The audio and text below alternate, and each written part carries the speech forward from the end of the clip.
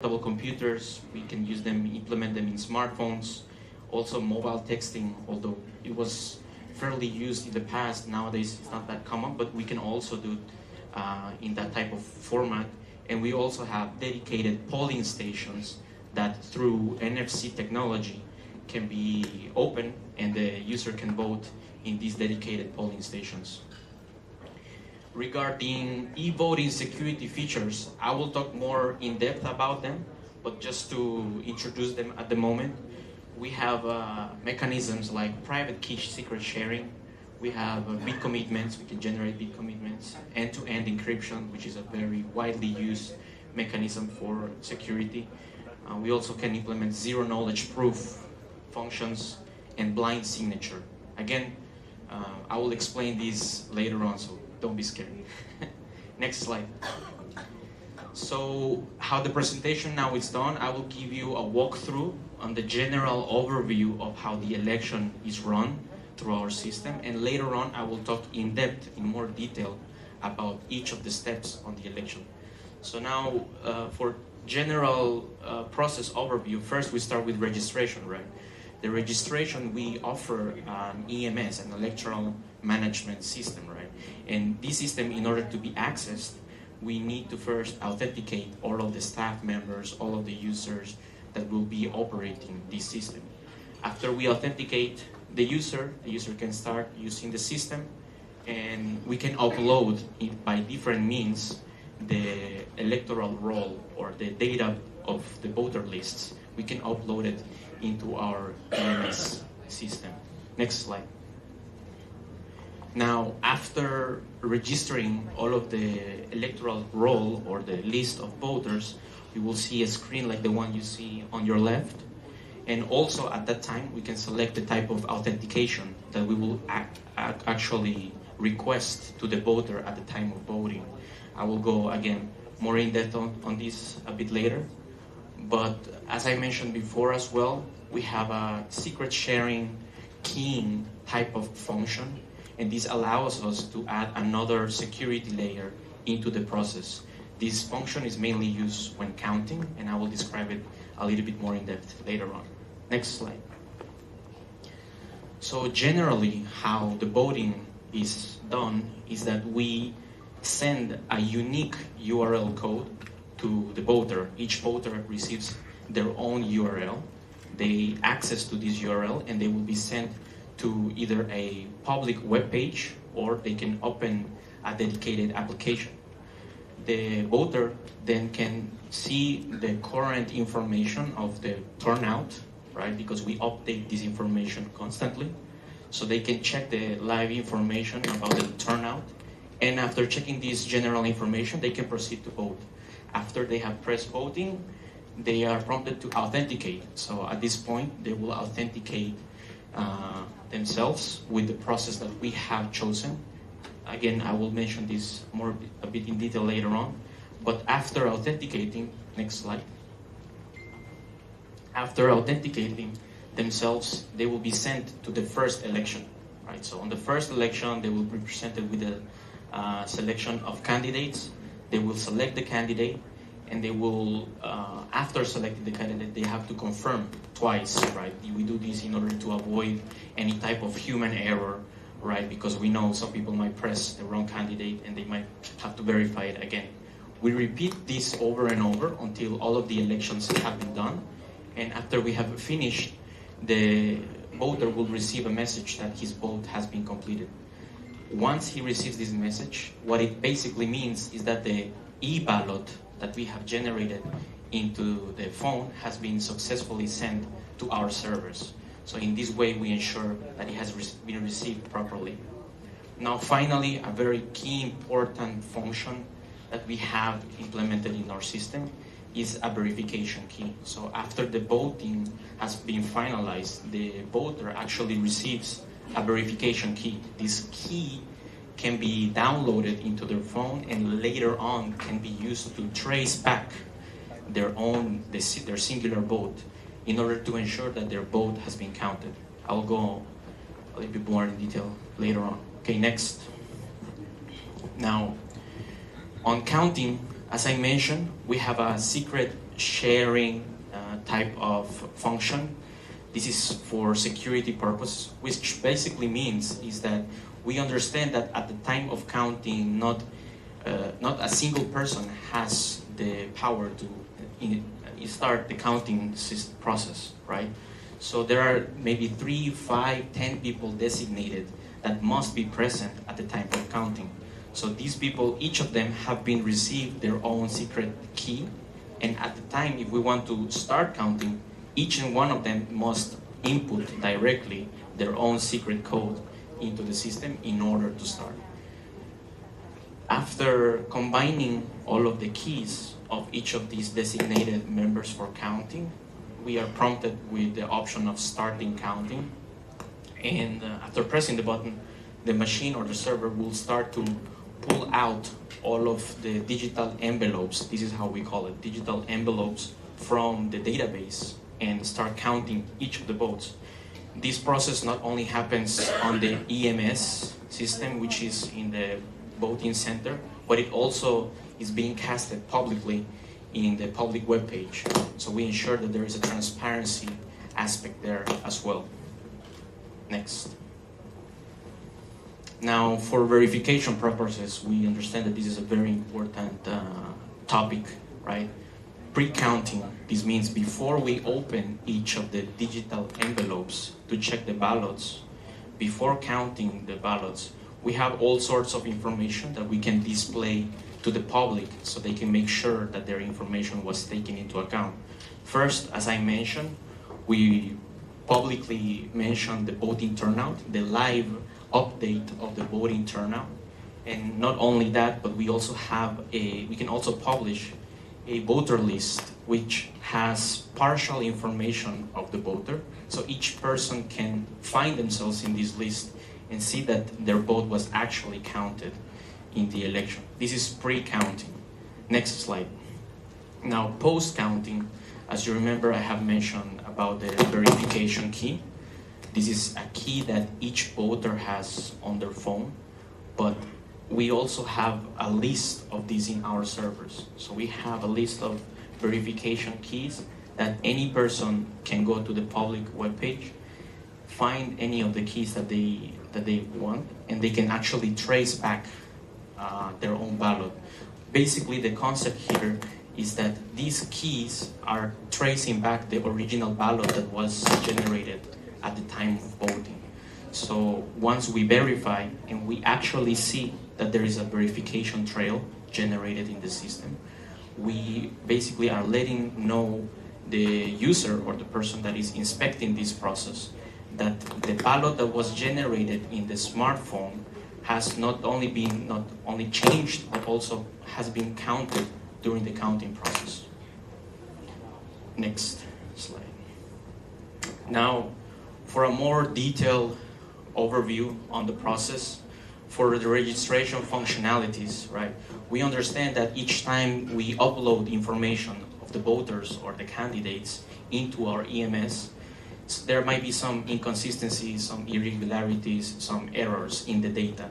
So our system is quick to find errors in it. So in case there is duplicated data of a voter, if there is missing data, or if there is a phone number that doesn't have the right amount of characters in it, right? We want to grab those errors at the right time we are uploading into our system in order to properly curate the data that we are getting. So the user can actually grab and see the errors and decide what to do with this. For example, if it's duplicated data, we can just assume and skip these voters. But in case there is some missing values, some misinformation written on it, we can actually modify this data. Again, it's very important that our EMS system counts with a log file system. So this is an unchangeable file that constantly keeps a record of all of the actions that are being carried out in our system. Other organisms, or Comelec as well, can later on verify these log files in order to see what actions were carried on into our system and look for any inconsistencies. So this is a very important aspect of auditability, the fact of log files in our system. Next. Now, for voting functionalities, as I mentioned, we select the type of authentication that we want to do. Mainly in South Korea, we have used 4 types of authentication. The first one being a personal PIN. This is a number that we are 100% sure only the voter knows by themselves. In South Korea, this will be the last digits of the last 6 digits of their insurance number, or the last 6 digits of their personal ID number, right? We know that for sure only the voter knows this information, so we can ask for them this information. Also, we have an authentication code generation. Since we have their information about their phone number, we can send a verification code to them, as many other apps do these days. And after typing this code, they can verify and authenticate themselves. Nowadays, what many systems do is that they implement these 2 together at the same time. Next slide. Other authentication methods that we can implement. In some countries, we have found that there are digital signature providers. These are separate entities, private or public, that have done already the work for us of authenticating their users. In the case of South Korea, there are internet providers or cellular smartphones providers that they already have done the work of authenticating their users. So we can actually implement their authentication method into our system very easily. So this is one widely used in South Korea. Finally, with the development of technology, now we have the capacity to have biometric information being analyzed in our phones, right? Like face recognition or fingerprint recognition. So these are methods that we have actually implemented. In the case of Kyrgyzstan, a project we did fairly recently, we have implemented face recognition for their online voting. Next slide. Now, one of the cornerstones of any type of vote, whether it is hard copy or online voting, is ensuring the secrecy of voting, right? So one of the key mechanisms to ensure the secrecy of voting that we implement is blind signature, or also zero knowledge proof. Basically, with a blind signature, once the e-ballot is being casted into the phone, we have to digitally sign it in our servers. But our servers must not know what is the content of that ballot, right? So we basically conceal or blindly send the e-ballot to the server in order to be digitally signed. And this digital signature actually makes a ballot a valid ballot. That's how we ensure that this is an actual ballot that we must count. Please keep an eye on this because it will come later on as well. Another functionality that we implement, as I mentioned before, is end-to-end encryption. The end-to-end encryption basically is that we encrypt, or we create what we call a digital envelope. The digital envelope is created in order to ensure that the information on the e-ballot is not seen by anyone at the time of sending this information to the server, which means that the information remains concealed. Nobody can see it up until the time we are starting the counting process, right? So this is the digital envelope with end-to-end encryption. Next slide. Another functionality that we implement in order to ensure auditability and vote integrity is that we generate the verification key that I mentioned to you later on. The verification key and the commitment basically are generated from the original ballot that was made from the voter, right? So in this way, we can ensure that this commitment stays true or shows us that the integrity of the ballot remains safe. What we do with this commitment is that we put it inside of the digital envelope that we generate. So we encrypt together the commitment and the e-ballot together, and we send this to the server. The verification key remains in PDF format with the voter, so he can later on use that verification key to trace back the commitment to show us that the e-ballot was rightfully counted. Next slide. Now, for auditability purposes, there are many things that we can do in this sphere, right? So once we send the digital envelope or the package, the concealed package of the ballot that we send to the servers, right? Once we receive this, we assign a unique random receipt number. This receipt number is stored in our EMS system, so we can later on compare. Let's say, for example, we will grab a random digital envelope, we will check their receipt number, and we will see if they exist in the list of receipt numbers that we have generated. If indeed they exist, then we can ensure that this digital envelope was obtained by rightful means, by valid means, right? Now there are other ways that we can cross-check and compare different types of data. For example, we have the voting turnout information, right? So let's say, for example, we have 100 people that have voted so far in the election. So by the same means, by the same logic, we can assume that in our EMS, there should be issued only 100 digital signatures, right? So these two numbers should be equivalent.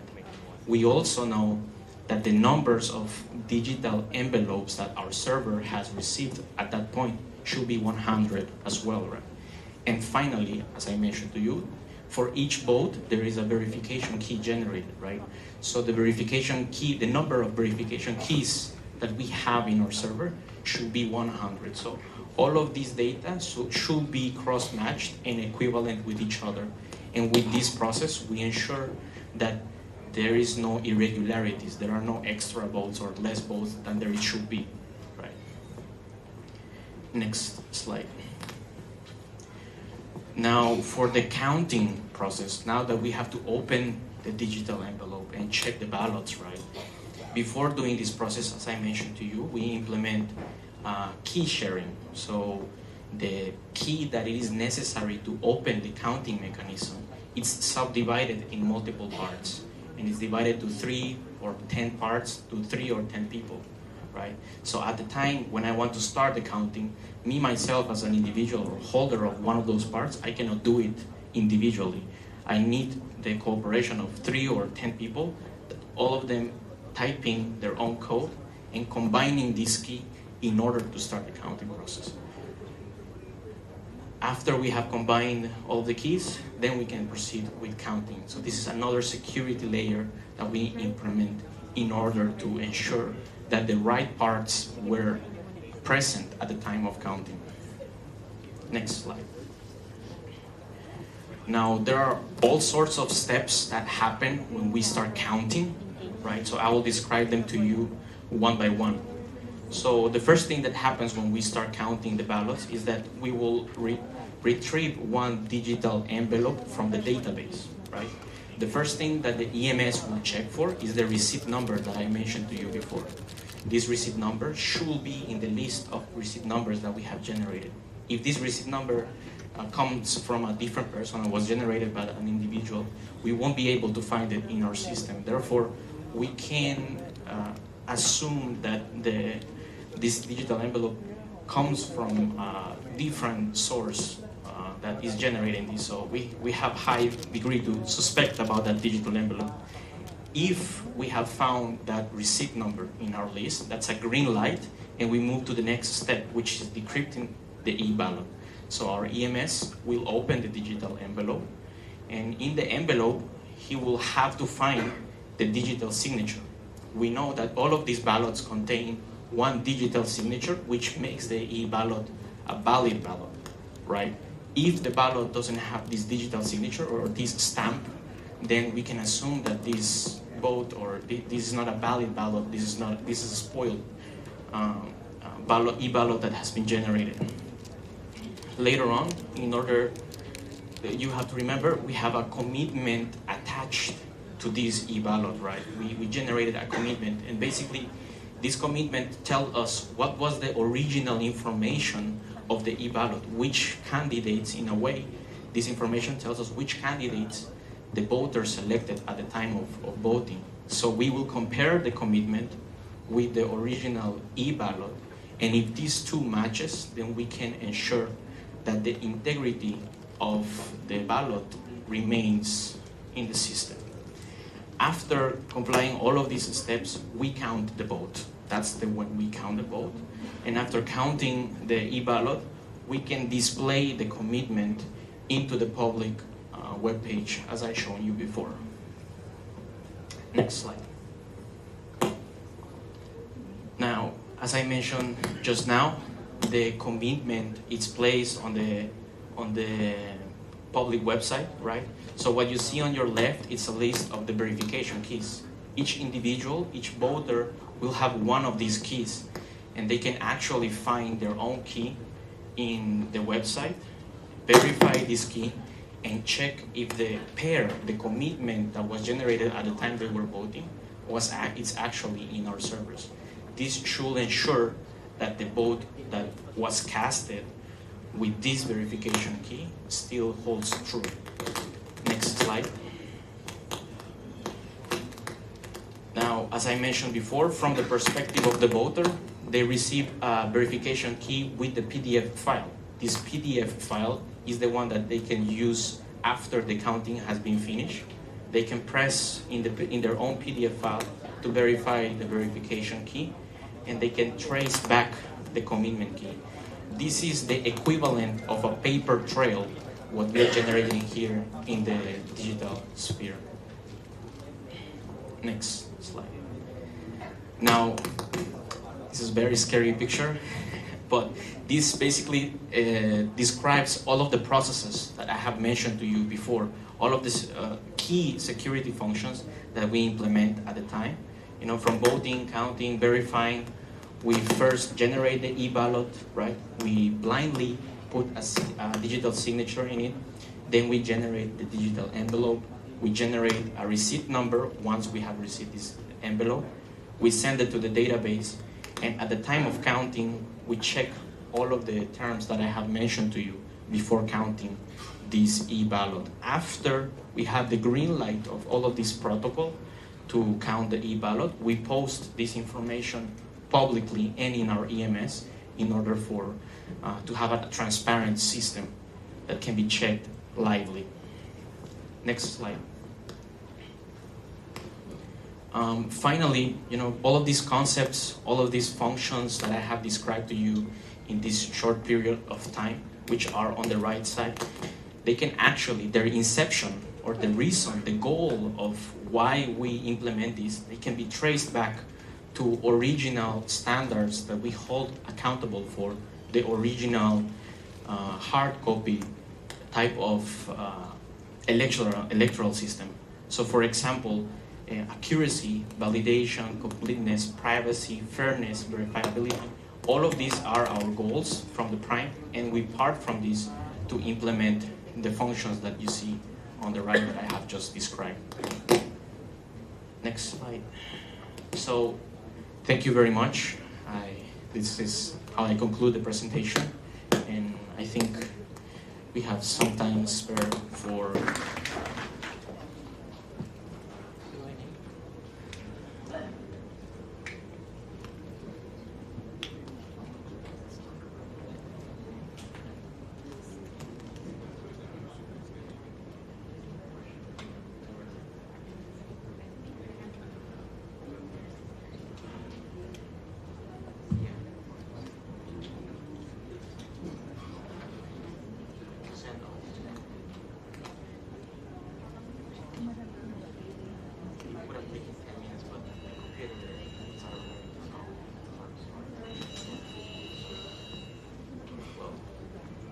Thank you very much for your time. Thank you very much. So for now, we haven't received any questions yet from the audience. So, but still, if there is anyone who wrote on the paper, they still have 11 minutes. From Music Living, you have a question, sir?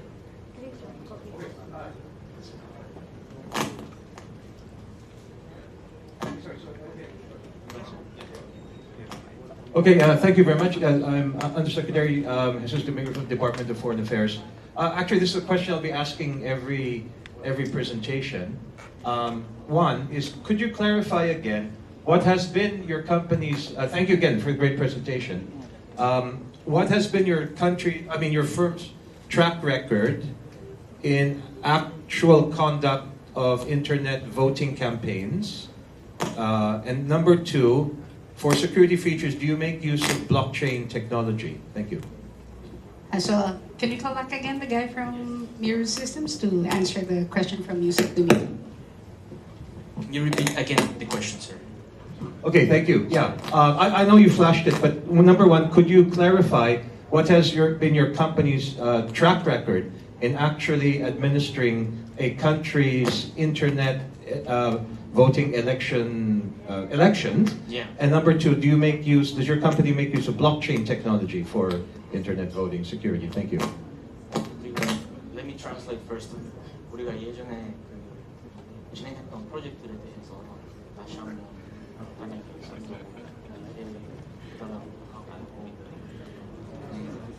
그리고 마지막으로 블록체인 도입을 2018년에. So, as I mentioned before, we have done several projects in South Korea with private and public entities, mainly. So, some of the services that we have implemented for online voting have over 9 years of implementation. And every 2 years, every year, there is some update or upgrade that they ask. Let's say, for example, the cloud service, right? This is a very fairly recent functionality that they ask. So these are what I meant with separate packages that we can implement in our solutions. So we have done with all sorts of organizations.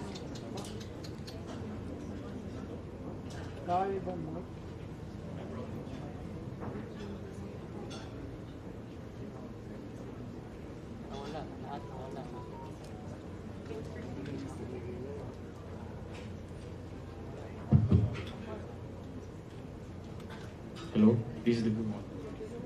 So we have done several projects, let's say for example with SK Telecom, which is a big telephone service provider. They sometimes they held elections. There are also unions, for example in the pharmaceutical or agricultural areas. You have these unions of farmers that they held elections every year, right? So these are the type of elections that we have done. As well, we have worked publicly with the Korean National Electoral Commission, and with them we have generated all sorts of elections, both internally and externally. But so far, as I mentioned before, sir, over 22 million votes have been casted with our solution. So this, I hope, gives us some level of credibility in our system. Now, regarding blockchain, yes, indeed, we have implemented blockchain in the past. Specifically, I can mention a case in 2018 for the Korean National Electoral Commission. They wanted to implement blockchain technology back then, and it was sort of a trial for them because, as you might know, for blockchain technology, the software and the know-how is not only enough, but the amount of servers and the server load is very crucial, right? So when you add the aspect of blockchain technology, speed is one of the core things that you should care for.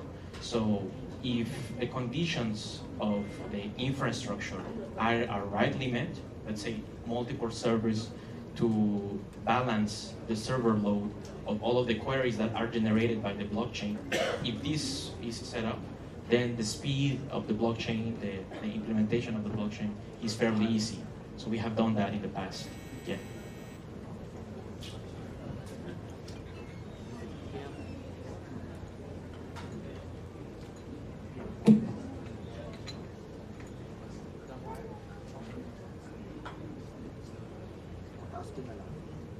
It's a record time. Are there any more questions?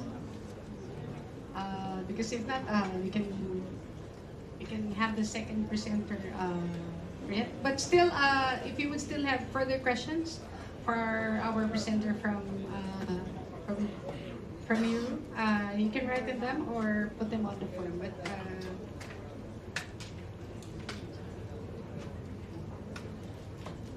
So if you have further questions, you can just send it to us through the QR code, and we'll send it to Miro for them to answer, and we'll send it back to anyone who had asked that question.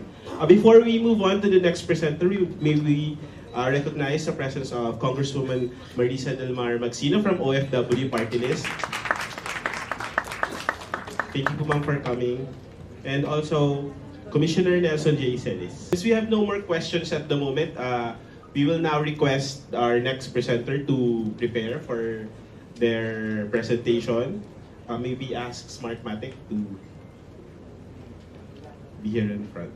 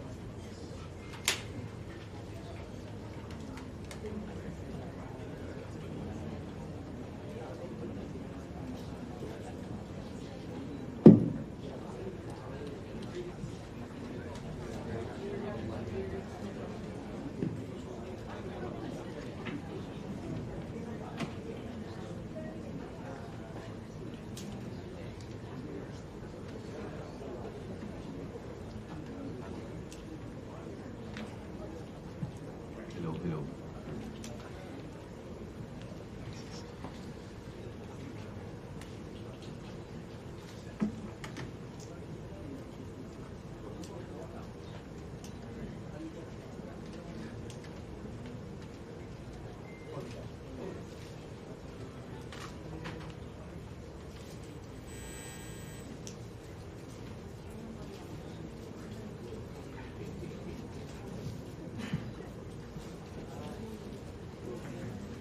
Good morning, Your Honors, guests of the Commission, to inform you of our proposed solution for internet voting. Next slide, please. Who we are? We are the world leader in secure election technology. We have served 36 countries, the most extensive track record in the industry. We build our systems around security, accessibility, and transparency. We are the world's most experienced service and logistics team. We were founded in 2000 in the US and now presently headquartered in London, the United Kingdom. Next slide, please. 5 reasons why you should choose Smartmatic. Next slide. First, elections are our sole focus and our passion, and we have proven experience for over 2 decades. Next slide.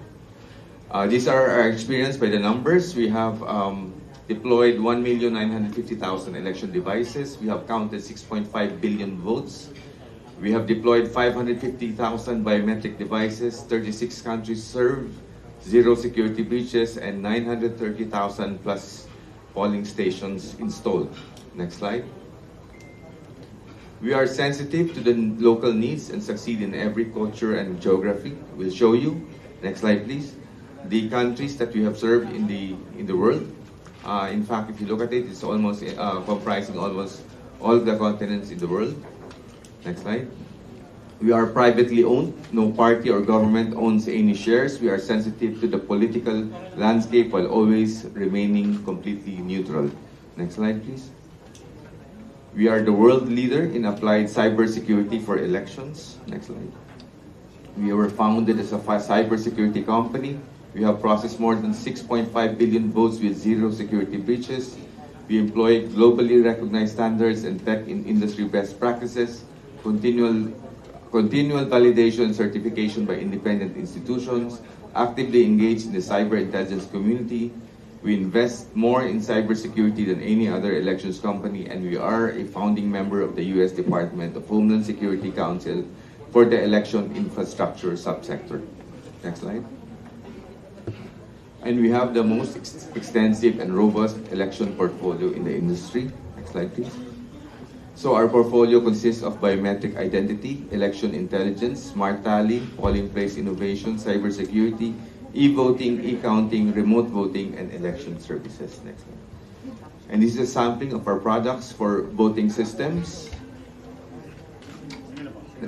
We have also transformed manual elections to digital transformation using kits, VIU for registration of voters, and smart tally for tallying of votes in manual elections. Next slide. And our election services consist of procurement and logistics, warehouse and logistics, field services, and technology. Next slide. Next slide, please. For our internet voting recent projects, these are our experience. Estonia, since 2014 up to the present. Estonia is the world leader. It pioneered internet voting in 2005. Smartmatic has been providing for internet voting for Estonia since 2014. No? We have conducted 11 nationwide online elections with a turnout of 47.4% and 5% coming from overseas voting. And in Estonia, it has 7 consecutive days of internet voting, and we have counted 1.3 million votes. Next slide. Germany. For Germany, we have conducted elections for board of directors of insurance institutions.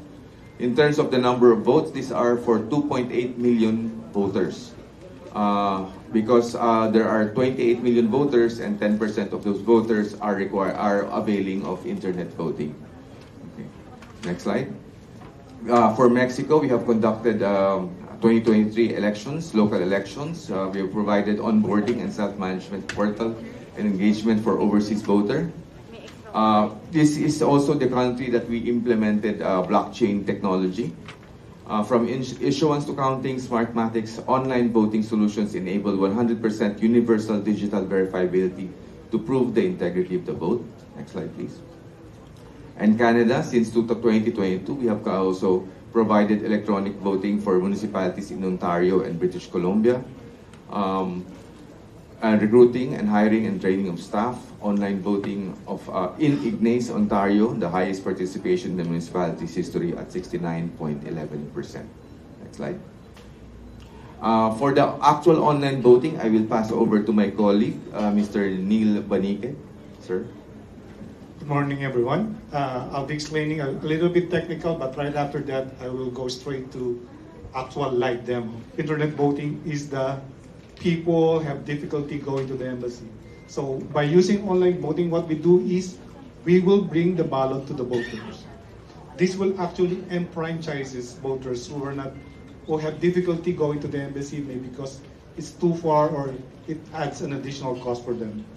It also increases the participation, improves the efficiency, most especially our voters who are considered a person with disability. So they can vote at the convenience of their home. This additional method of voting also provides convenience and flexibility to cast a verifiable votes using their own digital device. There's nothing for the Comelec to provide. They will use their existing computer, tablet, or cell phone, and they will be able to cast their votes. How do we achieve this?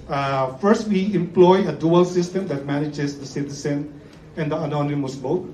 This is something we try to do to separate the management of the electoral rolls and the anonymity of the voters. Then we leverage on the strongest references, as mentioned by my colleague. We've been using this system with Estonia since 2014. We are also WCAG compliant, which is Web Content Accessibility Guidelines. This is a guideline for the people with disability. We are 100% compliant. We're providing also true end-to-end solution from infrastructure, voter engagement, up to the ceremonies wherein the election stakeholders will be able to trust the system. We are also unique multi-channel experience combined with the PCOS and DRE and other method of voting. And of course, we are supporting and have been undergone several audits from different countries, and we were certified to be compliant with the local laws.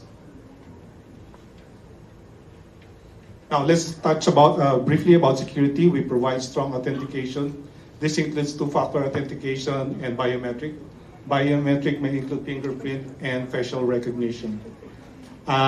We also employ end-to-end encryption. By the time you actually started to vote up to the end where we are counting the votes, we provide end-to-end encryption. We preserve the integrity by employing additional level of security by putting in digital signature. We prevent eavesdropping by implementing TLS, another layer of security. We also provide key split multiple share. This is very similar to the I button that Comelec is using right now.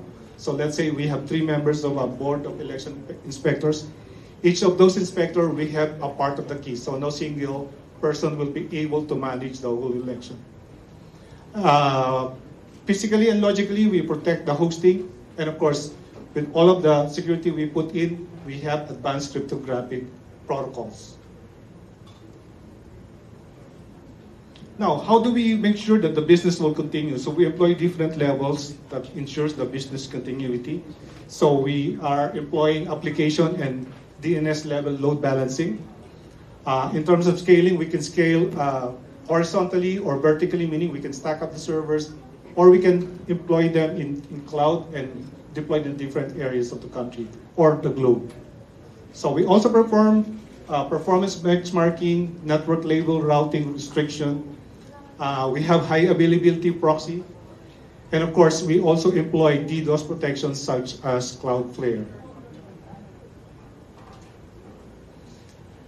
In terms of usability, as mentioned before, we bring the ballot to the voter. The other way around, we don't ask the voter to go and see the ballots.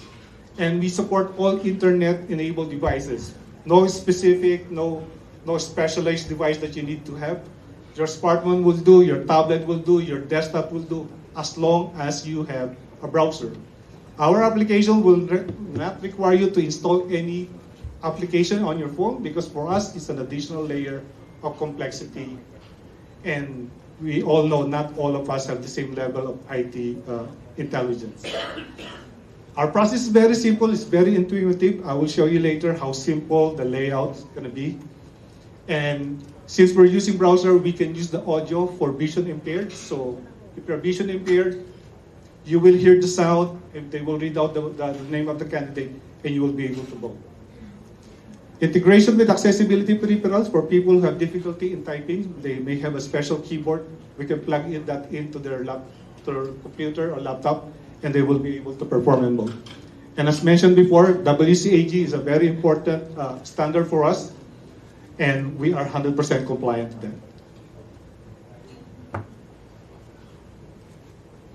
Okay, in terms of transparency, we have a voter verification to check the integrity using your own device. This is very similar to the BBPAT, and this is highly customizable. It depends on what the commission would like to have installed or what data that will include into this. We also, as mentioned before, my colleague, we implemented blockchain public-based bulletin board. You can post that. Zero-knowledge cryptographic proofs, meaning you cannot trace back the vote to a single person. Auditability tools, we have that built in, and all the actions that you perform in the system are logged, and they are very immutable.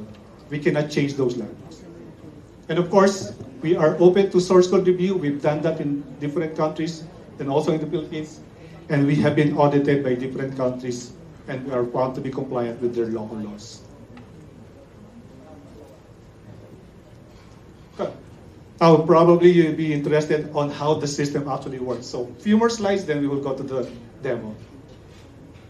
Okay, this is the ecosystem of our application. At the center of the ecosystem is TV. TV stands for Trust, Integrity, Voting Internet. That's the portion where you actually do the online voting. And we have the remote voter management platform. This is where the Comelec comes in and configure the system. To support this ecosystem, we have an E360, a homegrown application that will provide the analytics. EMS, election management system, similar to what the commission has been using in the past election. This will provide you the centralized ballot scanner and precinct ballot scanner. On the right side, we have also a homegrown application called Folio. Folio allows you to authenticate and to be verified using biometric, OTP, and the available authentication method. And also, we partnered with a two-factor authentication, which we will also show you in the demo. We partnered with the telco, and you will see OTP similarly on what you use like in GCash, Paymaya, or when you transact in your bank. Instant messaging, there are some countries that they will not allow us to do send messages, so we can employ Viber or WhatsApp. I think these are very popular to the Filipinos, especially abroad. Okay, another busy chart. We have two views in terms of voting. We have a voter's view and a Comelec's view. On the voter's view, we have the folio. This is where the voter will register on board and be authenticated. This is also a portion wherein you can change your email address just in case, or your phone number, or whatever the Comelec will allow. This is also wherein the voter will be able to be engaged by the Comelec. Very unique feature that you will see here, because in here, the Comelec will be able to send messages. Either we'll tell them, you know what, I have a training video that you can look into, or I have a guide on how to select a voter, candidate. On the right side, that is where the voter will actually conduct the online voting, and they will be able to verify their votes. On the lower side, lower left, this is where the Comelec's view. This is where the Comelec will upload their electoral roll. This is where they will put in their voters list. In this area also, they will be able to engage the voter by sending SMS, email, either sending them a link to a video. And of course, and that will be probably leveraged for voter education. On the right side, this is where, similarly what you'll be doing with EMS, create election events, contest management, event management, reporting. You can define reports here. You can also define the electoral board members, and you can choose the encryption method that you want to employ. Okay, in terms of voting availment process, this is our proposed. Again, this is a high-level proposal. Definitely, this is still subject to approval of Comelec, and these are very highly customizable. On the first step, the Comelec will upload the voters list. Once they were able to upload it, they already have the names, the contact person, the contact number, and the email. Then that allows Comelec to be able already to engage with the voter. They can send email, send text to them. Once the voter receives the email, they will be able to enroll to the system. That's the third step. And once they were able to enroll, that's the time the Comelec will be able to approve whether do you have the right information, do you have, or have you supplied the right documentation. Once they were approved, the online AB can be created locally, and they can be extorted maybe to another cloud provider locally or globally. Once they were approved also, they will already, Comelec will be able to send them notification, hey, we already approved you, you can already get on board to the system. And after that, once they were on board to the system, Comelec, at their discretion, will probably or can issue them an election pass, which they can use on the actual election period. So if there's an election period of 30 days, you have that election pass, the system will validate that, hey, we already verified you, we check you, you can vote. Again, this is just a proposed registration process. Now, in terms of operational mode, similarly to the previous slides that I've shown, Comelec will maintain the electoral roll. They will upload it. That's on the pre-election side. Also on the pre-election side, the voter will enroll to the system, either enroll them by biometric recognition technologies, and they will be authenticated by Folio, and they will be given access to the portal. On the election period, that's the time they will be able to, we will present the ballot to them so they can choose their candidates. After they cast the ballot, they can check that with the voter receipt. At the end side, which is the post-election, this is where the ballot will be tabulated and the results will be generated. Again, we simplified the operational model. I know there's a lot of steps that in between, but generally this is how we see the operational model. Now, this is just a simple depiction on how the actual voting will do. Initially, you will be authenticated. Once you were authenticated, you will be allowed to vote.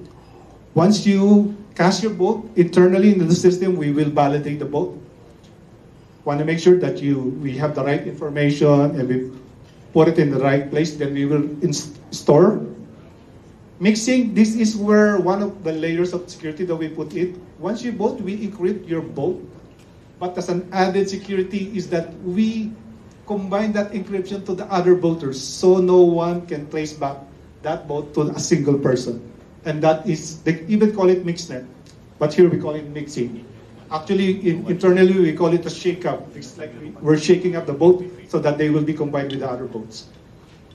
But after that, when the voting is closed, we will decrypt it, and that's the only time we can count it.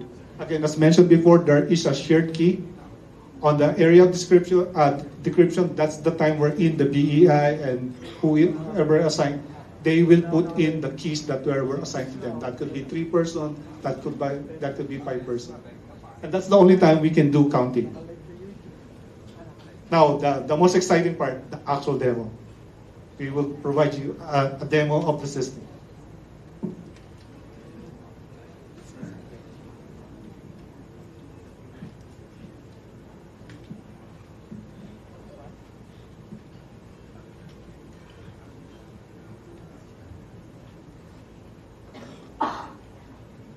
So for the purpose of demo, we already pre-selected the voters, and I have received for this demo multiple voters that I can put on board on the system.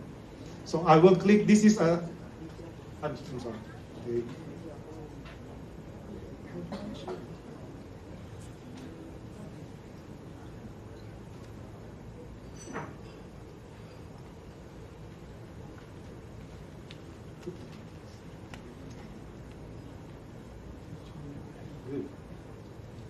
Sorry about that. This is my Outlook, this is my email, and I have received multiple emails. Each email represents a voter, and in real life, Comelec will send this email to me.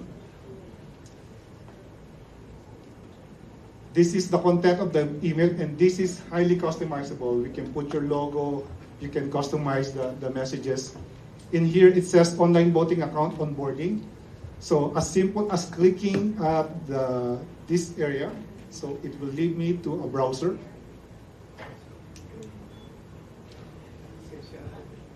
Remember, when we uploaded the electoral roll, it contains the cell phone number and the email address. So the first level of security is to verify the phone. So I will key in the last 4 digits of my phone.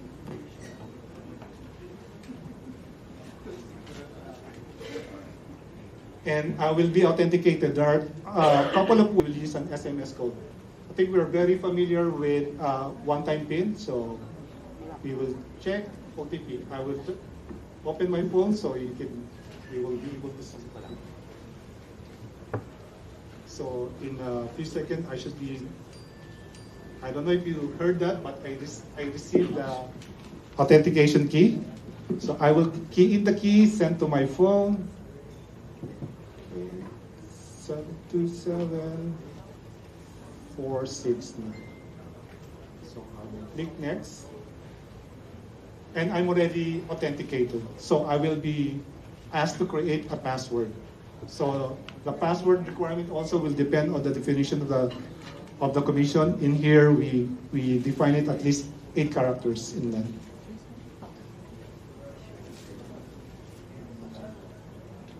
I will compare the password.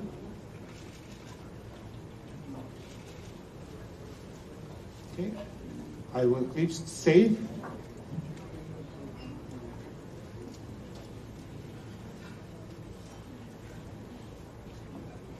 Okay. Now, generally, this is the look and feel of the internet voting portal. What you can see here, I will run through the space.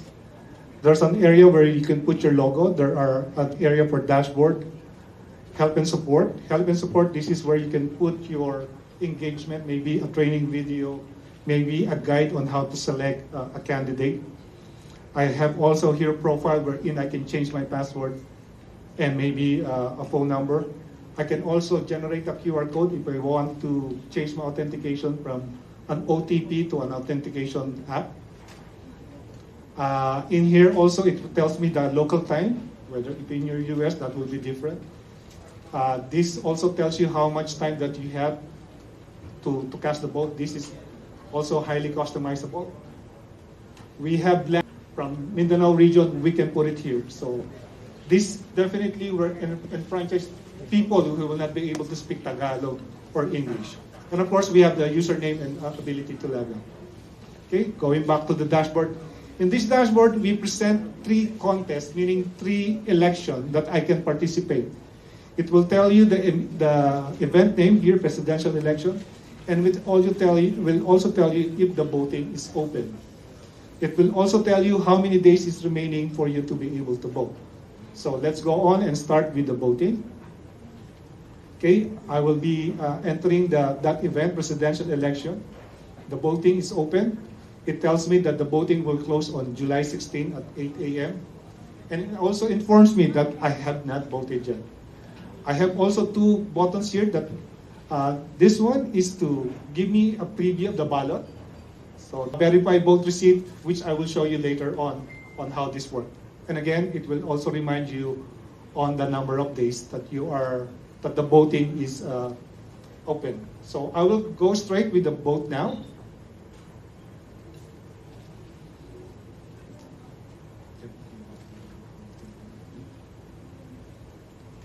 Again, this is live. This is actually accessing a server in a cloud. We're accessing via the internet connectivity that we put in. Again, this splash page is highly customizable. If you want the voter to be prompted that, hey, you can do an undergo tutorial before you continue, that's an option, but for these purposes, we will skip. Okay. Now, this is how the ballot looks like. Again, this is one of the many looks that our ballot can do. We can have the candidate name. We can have the candidate picture, which we never had. We can also put party logo and party name.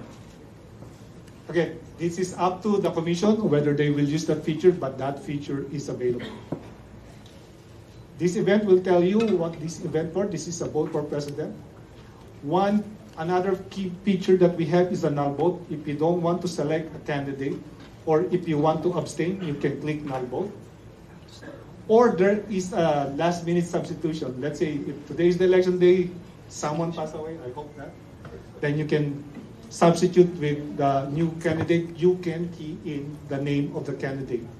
Or we can use this function for search, like for party list, wherein we have 150 more than party list candidates.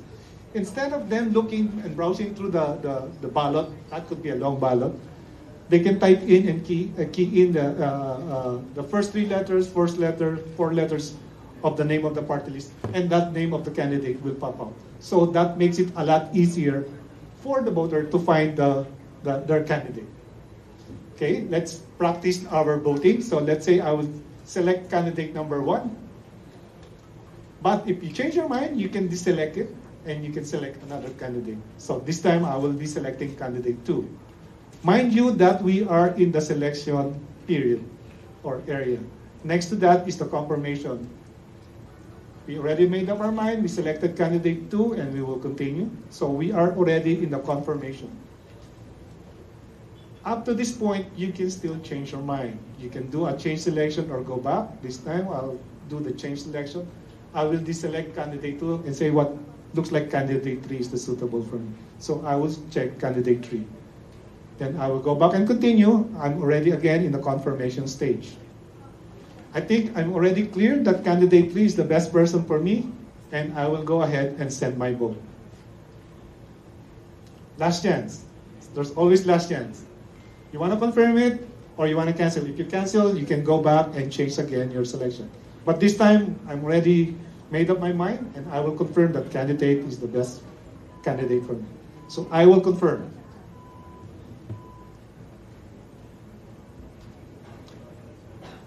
And that tells you that you already casted your vote. Now, we are already in the vote receipt stage. I can copy the vote receipt code.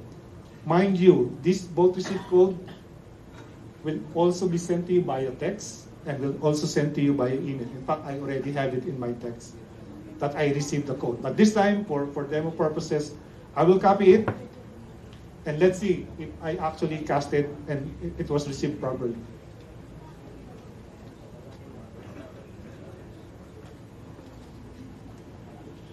In the vote receipt, verify vote receipt, I will click that and I will paste the key. This is a long key, so I did a shortcut and copy it and verify. And the system says this is a valid vote and your vote was cast successfully. Again, this vote receipt is highly customizable. Whatever information you want to share to the voter, we can customize that to the need of the commission. All right. Another feature also is that we can resize the screen similarly to what you have in tablet. So you can see here, the screen is adjusting to the size of the screen. So in here is purely the contest. Another feature that we will not be able to show you here is that our system, similarly what we use in Estonia, they allow the voter to cast votes unlimited until to the last minute of the voting allowed. Why is that? In Estonia, they employ this so that this is like a mitigation for the voters who are coerced under threat or for vote buying. Meaning, I can vote 100 times. If they want to buy my vote, they can buy it. But the one that will be counted is the last vote that I cast. It's a feature. I'm not sure if you will like to use it, but in Estonia, they use that. There is an only vote. So if there is a 30-day voting period for the OAB, you can vote every day. So I think the vote buyer probably will run out of money because you will vote every day. And the last vote, let's say if the last vote, the last allowed open vote is 6 p.m., you can log in at 6 p.m. and you still have a 30-minute grace period to vote. And the vote buyer will not know. Or if you're under threat, I can vote on the first day and I will vote on the 30th day. Then my safety is preserved. That's why we have that feature. I think it's very unique to our system. I'm not sure if that is available to the other system. Okay, we're done on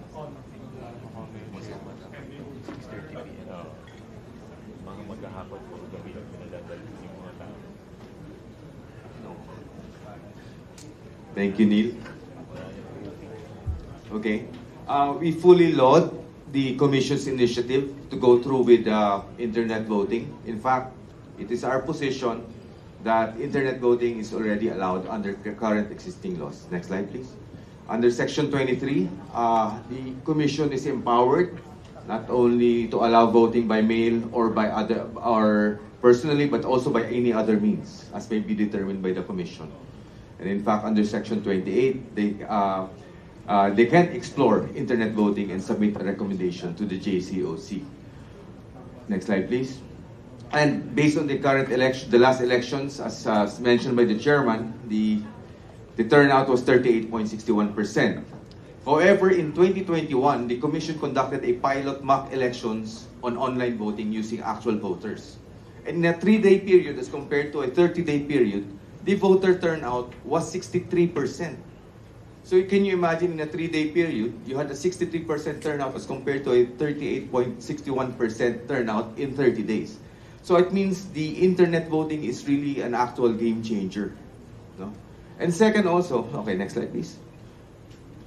So in summary, what makes our offering unique is a proven and tested solution. It's based on an Estonian system, the world's longest standing governmental online voting system dating back to 2005.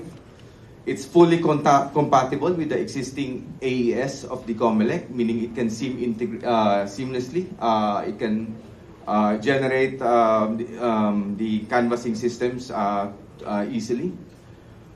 And also, since the Comelec has already been a licensee of the AES system, there's no need to purchase the TIVI license, meaning Comelec can use the TIVI software for free.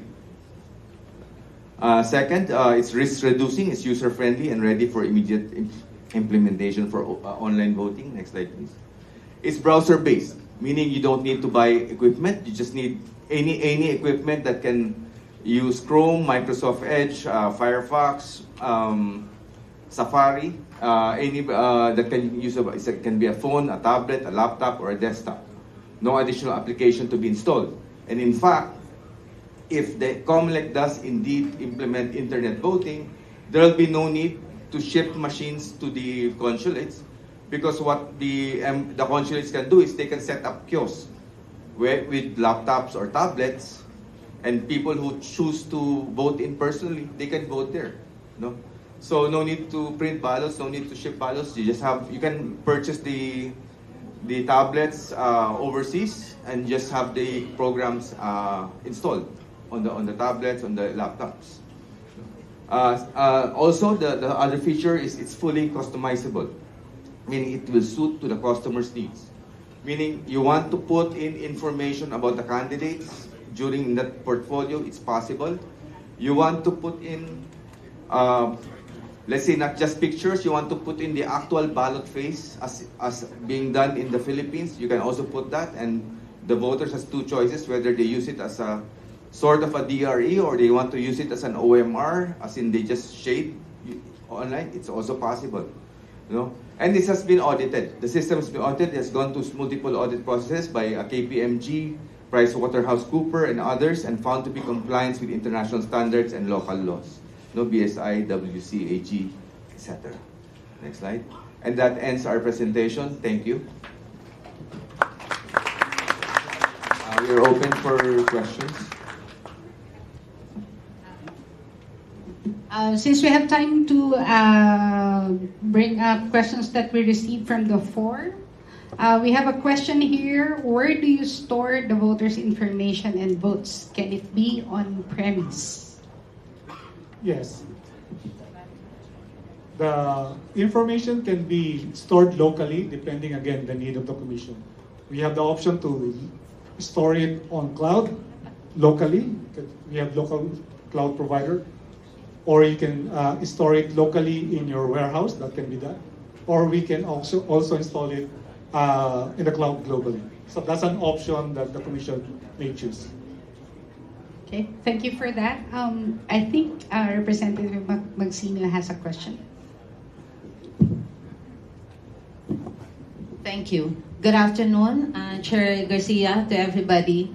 Being the principal author of House Bill 6770, this is for the e-voting, specifically for the overseas Filipinos, the overseas Filipino workers, and our seafarers. If everything will be ironed out and implemented, of course, by our Comelec, will this e-voting be implemented in the 2025 elections? Thank you. Definitely, ma'am. In fact, as shown by my colleague, we just recently held an internet voting in Germany and in Mexico. In Mexico, I think it was implemented in May. Germany also May or April. So the system is usable. In fact, the system that I have demoed to you is an actual system installed in a cloud. And it's usable and it's been using for so many years. Just last year, we implemented it in Canada also. So the system is ready. We just need to customize it to the need of the Commission. Oh, thank you. Since Comelec and Bank Resolution, Comelec has the full authority to have this e-voting in Congress, in the 19th Congress, we would just like to solidify, make stable the e-voting bill to be able to add teeth to it. And we are very happy to hear from you that it can be implemented in 2025, because this will be very reason why our disenfranchised OFWs, overseas Filipinos, and seafarers will be able to exercise the right to vote and the right to suffrage, which is a very big benefit for our overseas Filipinos. Thank you so much, being a Filipino citizen. Thank you for your support. There's another question. considering that the app the site is based from a web browser, right? So the question is, after I vote, can I let other voters use the device that I use for voting? Yes, the answer is yes. You can use the, imagine also we set up a kiosk in the embassy, so we allow multiple users to vote using the same device. And that is going to be allowed also at home. So if there are 5 voters at home, they can use a single device, all of them can vote. Okay, thank you for that. I think there's 2 more questions. So once voting ends on election day and canvassing begins, how long in minutes or hours would it take before the votes are completely tallied? It depends on the number of votes, but based on our experience in the election that we have conducted in the Philippines, it will take a very short amount of time. Because in here, we're looking around, as target by Chairman, 4 million. I think that will take not a lot of time compared to the votes that we counted in 2022. I think probably within the day, we can have the votes tallied, at least for the OAB. Okay, thank you for that.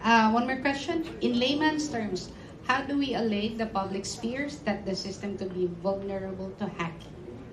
Okay. Nowadays, people are very much involved in doing e-commerce. We do GCash, we do PayPal, we do PayMaya. All of our bank transactions are using OTP. So these technologies that these entities are using is very similar to the technology that we're using and more. There are added securities that we have put in that these entities, GCash and PayMaya, that they have not done. They have not done blockchain. They have not done multi-key sharing. They don't do that. But we do that because we know that your vote is more important than the financial transactions that you're doing. So if the Filipino people are very comfortable in performing financial transactions via online, we will use that and make sure that they will be comfortable also in voting using internet technology. Okay, so I think one last quick question. Will the system support screenshot feature? We hope not. Well, we cannot remove that. Everybody has camera. You put a desktop, they take a picture. We cannot take that away. So I don't know any technology yet that you're using desktop, someone take a picture, and you will see a black picture. If there is one, we'd like to use that. But right now, we cannot stop that. Okay, one last question. And before that, I would like to acknowledge the presence of Commissioner Bulay for the last question for SmartMatic. Thank you. Presented. I would just like to be educated in the know why there is so much distrust in the US about internet voting. They do not like it. Would you be in the know as to the reason for that? The only reason I have heard is that very much they say hackable daw. Is it true? Is it true? Here, I will not take this home. Thank you for that question, Kombulay. Right now, I don't have that information, why there is a hesitation from the citizen of the United States on doing internet. We will try to get information. If we have that, we will share with the Commission. Now, in terms of hackable, I will not be standing here and tell you that our system is not hackable. Our system is undergoing continuous improvement and security. We adapt, and as much as possible, we try to be a step ahead on those people who try to breach the system. We're saying that we employ multiple layers of protocol and encryption to make the system very hard to be hacked. That's the most I can say, but I cannot say to you that we are not hackable. But based on experience, with 6.5 billion votes that we have casted, we have zero security breaches as of this time. Thank you, Kombul.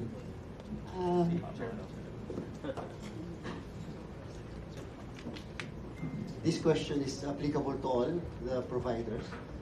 Maybe later we can also ask Miru system. I'm hoping that those who will be presenting later, you will also answer this question. Because we're always talking about voting and counting. Kindly please also explain how do you propose to consolidate the results for purposes of canvassing. You know, that's the most important aspect and part of an electoral process, the canvassing part, the consolidation part. They're always, even in the automation of our election, they're always talking about the machine. But how about the consolidation? In the past, when we conduct our manual election, the so-called dagdag bawas, will always happen in the canvassing, not in the counting. So I would like to ask that question to everyone. How do you propose the commission to consolidate the results for purposes of the canvassing? We cannot do away with the canvassing part. In the same manner that we cannot do away with the counting part, we cannot do away with the canvassing part because that's always part of our law. In fact, the canvassing part will practically do away with the job of the DFA because they will no longer bring to the commission or even to the PICC the results of their own of the embassies or the consulate and to be brought by the ambassadors or consul to our PICC canvassing. Because you know, when you are for the internet voting, the positions involved are only national positions. So please kindly also include the issue of canvassing and consolidation of the results. In this particular part, in this particular mode of voting, internet, how do we consolidate everything? Thank you. That is a very Chairman, when we were discussing the system, no, one of the ideas that we touched was that there would be a space in the consulate wherein a printing machine is put on top of a ballot box. So every time a voter, whether he votes in person or he votes through internet in the comfort of the home or in the Philippines, because he went to the Philippines and he chose to vote here, internet, it would print out a ballot receipt, no, containing the choice. That will be the paper trail. In cases of you need a recount, you want to conduct random manual audit, it's possible. So it just flows there, no. And at the end of the close of elections, one possible is that there would still be a RBOC, no, a resident board of canvassers, and they would still have a laptop. And the way the votes are segregated, if you are registered, let's say in the United States of America, when you cast your vote, whether you cast it in the USA or you cast it in the Philippines because you went for a vacation or you cast it in some other country, the segregation of the votes will still be part of the USA. So when you put in the tally for the canvas of the USA, your vote as a registered voter in the US will be part of that vote. So they will generate their own canvas under present existing laws. The US will have its own canvas. China will have its own canvas. Thailand will have its own canvas, and all these canvas will be transported electronically to the NBOC. And same time, if you prefer to have the actual hard copies transported by the consulates for purposes of authentication, it's also possible, sir. Our TV system, sir, is tightly integrated to your existing canvassing and consolidation system. So you can utilize that. You don't need to reinvent the wheel. You already have that facility. And our system has been tested to be tightly integrated with your existing CCS. So I guess that wraps up the presentation for Smartmatic. Thank you, sirs. Before we proceed with the next presenter, may we acknowledge as well the presence of the members of our Comelec Advisory Council we have representatives from DOST, the Philippine Computer Society, Chief Information Officers Forum Foundation, as well as the Executive Director of PPCRV, Mr. Jude Liao. So I think before we proceed with the next presenter, we'll be having a 10-minute health break so that you guys can relax for a while because it's a lot of information that have been presented already. Snacks are also available, so for everyone, you can avail of the snacks from the right side of our venue. So we'll just place a timer for 10 minutes here, and then we'll start with the next presenter, Nirmala.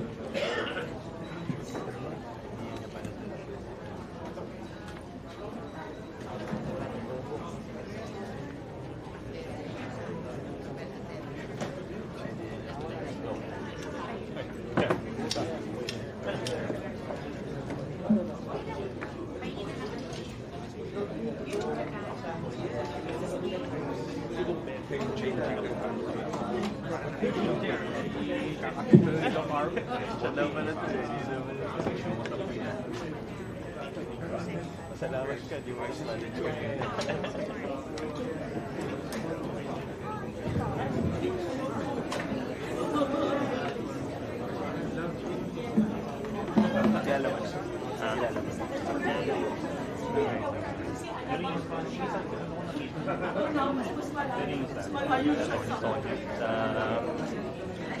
Opo? Foreign overseas.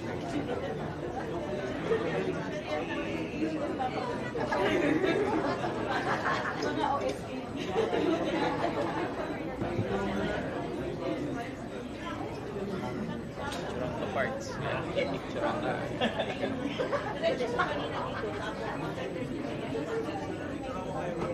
Uy, nagpatay muna ako sa inyo.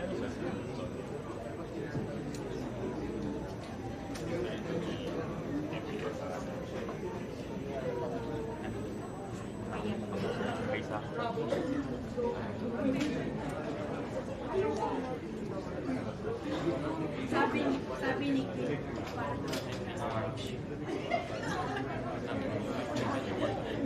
It's America. So, during then kasi, we work with the Asian Institute of Digital Transformation, CIOM and CIF. Tapos ang plano namin was convey it with the DVC. Kasi napasok natin sa digital transformation. Kasi it will become government-wide. And then we will do it with you. The moment we will have session on how we can transform Comelec to the roadmap. Ha? Then, pero ito na, meron tayong model that we will use across. So we will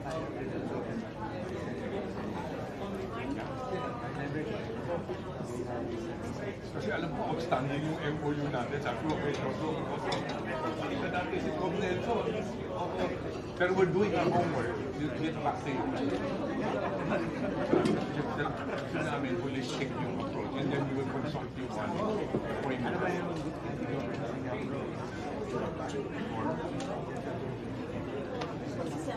Hi. We're going to, we're doing the model. For the government.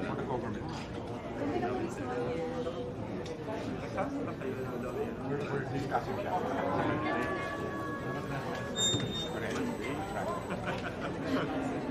In-update ko lang kayo po. Yung ganito yun.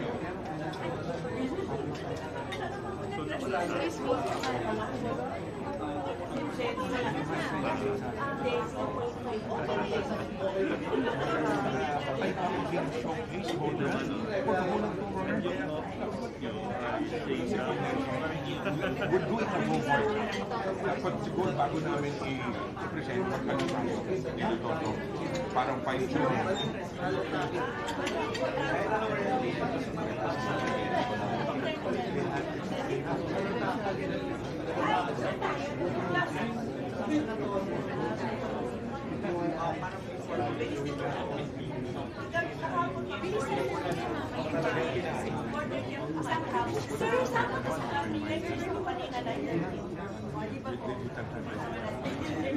With you around, you can push it.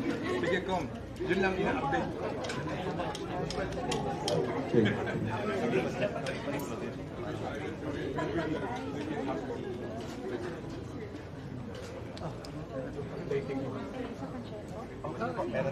Yes, thank you. Thank you so much. Sir, wala kang jacket.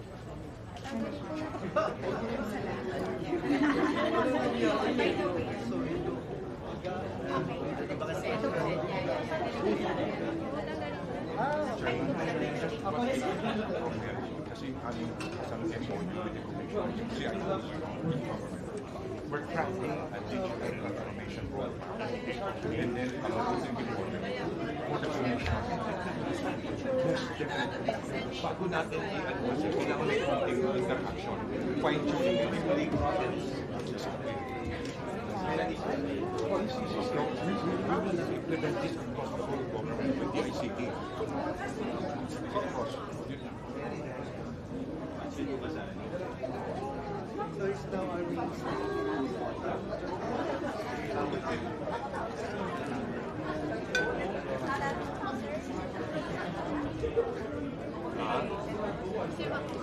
Hindi, andiyan pa sila. Okay, wala na, no?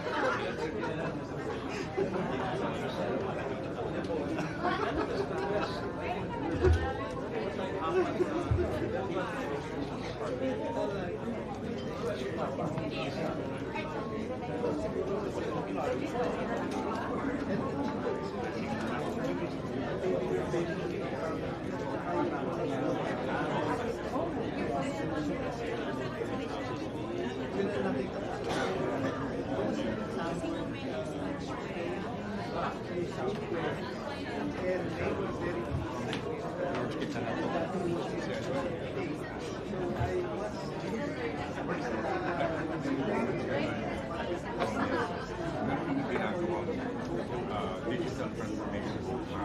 This is for the service of government. Then we the commission process. You roadmap in maturity mode that we can follow so that everybody will live on the same page. In the works way, with the ICT, with digital transformation. Hopefully, we will consult the commission.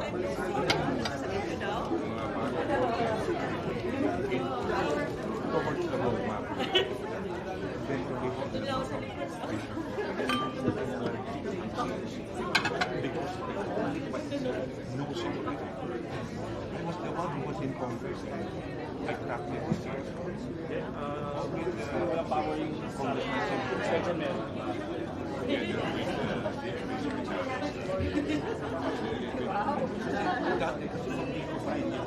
Now that Comelec is getting more mature in the awareness of automation, Minsan nalilito na ako. pero Susan, okay, kasi ito. Okay. Electron, pero for email lang kami.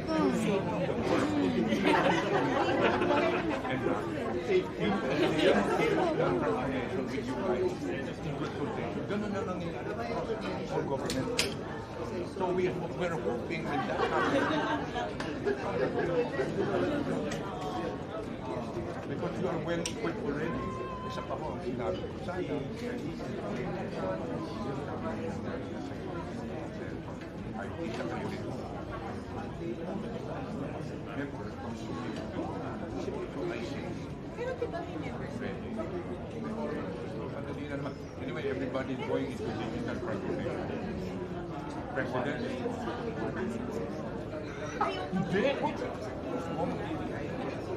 And I was with the pero alam mo ba, I see a remarkable change in what you guys are doing. Nag-advance na kayo in appreciation and awareness, which is good. Eventually, nakikita ko, you can put it to your own. Ito yan, ha? Basta mag-i-build sa tao sa loob.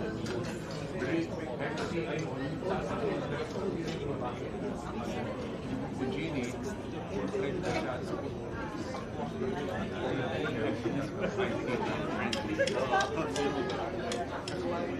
sabi ng mga hapon, parang every time sa DTI meeting sa umaga, dalawang meetings sa DTI, tapos other agencies, lahat ng agency, pagkain, you were in the region, remember?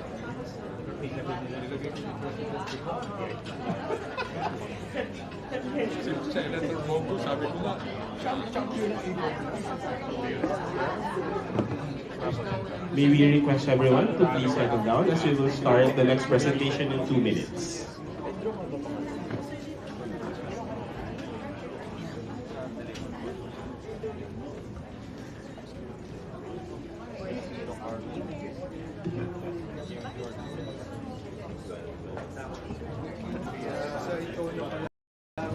boss namin. Si Solo kasi for is a good friend. So we'll be seeing you mostly abroad.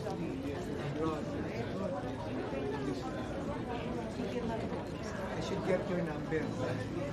Kasi si Solo kinukulit ko excited. Tapos ito, sasabi siya sa embassy. Ginagawa mo yung work. Katingin ko lang, okay lang mo yung food. Pero pag nag-block ko lang mamaya ako, sabihin ko Ba't tatlo ngayon yun?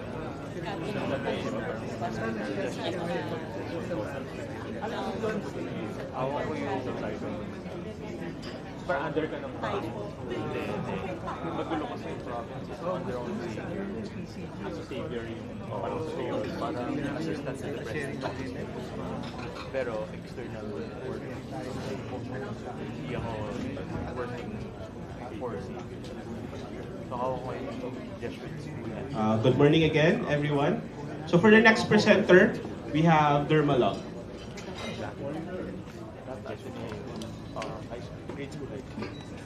Fine now, stomach is full, so we can proceed. Thank you at first at the Commission on Elections for this great opportunity to present our system here in the Philippines, in Manila. I'm Martin Köhler from Dermalog. I'm the head of business development in this company, and I'm delighted to show you our presentation today. So first we start with a short introduction of the company, going ahead with the registration process and the registration security features and auditability, going ahead with the voting and also the counting. Maybe first of all, let's start where we come from. So we have offices in 6 countries all over the world, starting in Hamburg, Berlin, Dubai, but also here in the Philippines. We have offices with regard to the LTO driver's license project. So whoever has a driver's license here, you're welcome. Those are from us. We're in business for 25 years now, and the founder, Mr. Moll, is still our CEO of the company. We're not 100% privately owned. A little share of our company belongs to the German Federal Printing Press, who are in charge for printing the German passports, ID cards, and we have in total globally 285 employees, a few of them also here in the Philippines. With an annual turnover of around 60 million for already more than 6 years, we belong in Germany to a mid-sized level company. Our core business area is actually not elections. Our core business area is biometrics. We are focusing on identifying individuals based on their biometric markers, fingerprints, faces, irises, voice, all the remarks that make us individual. The matter we have here is trust. We always need to be sure that the person in front of us is the person who he pretends to be. And we provide for 25 years now the validation option in person or online to be sure who is in front of the system. The ABIS in general is a system to store the information, compare the information, and respond to the client or to the respective authority who is in front of the system.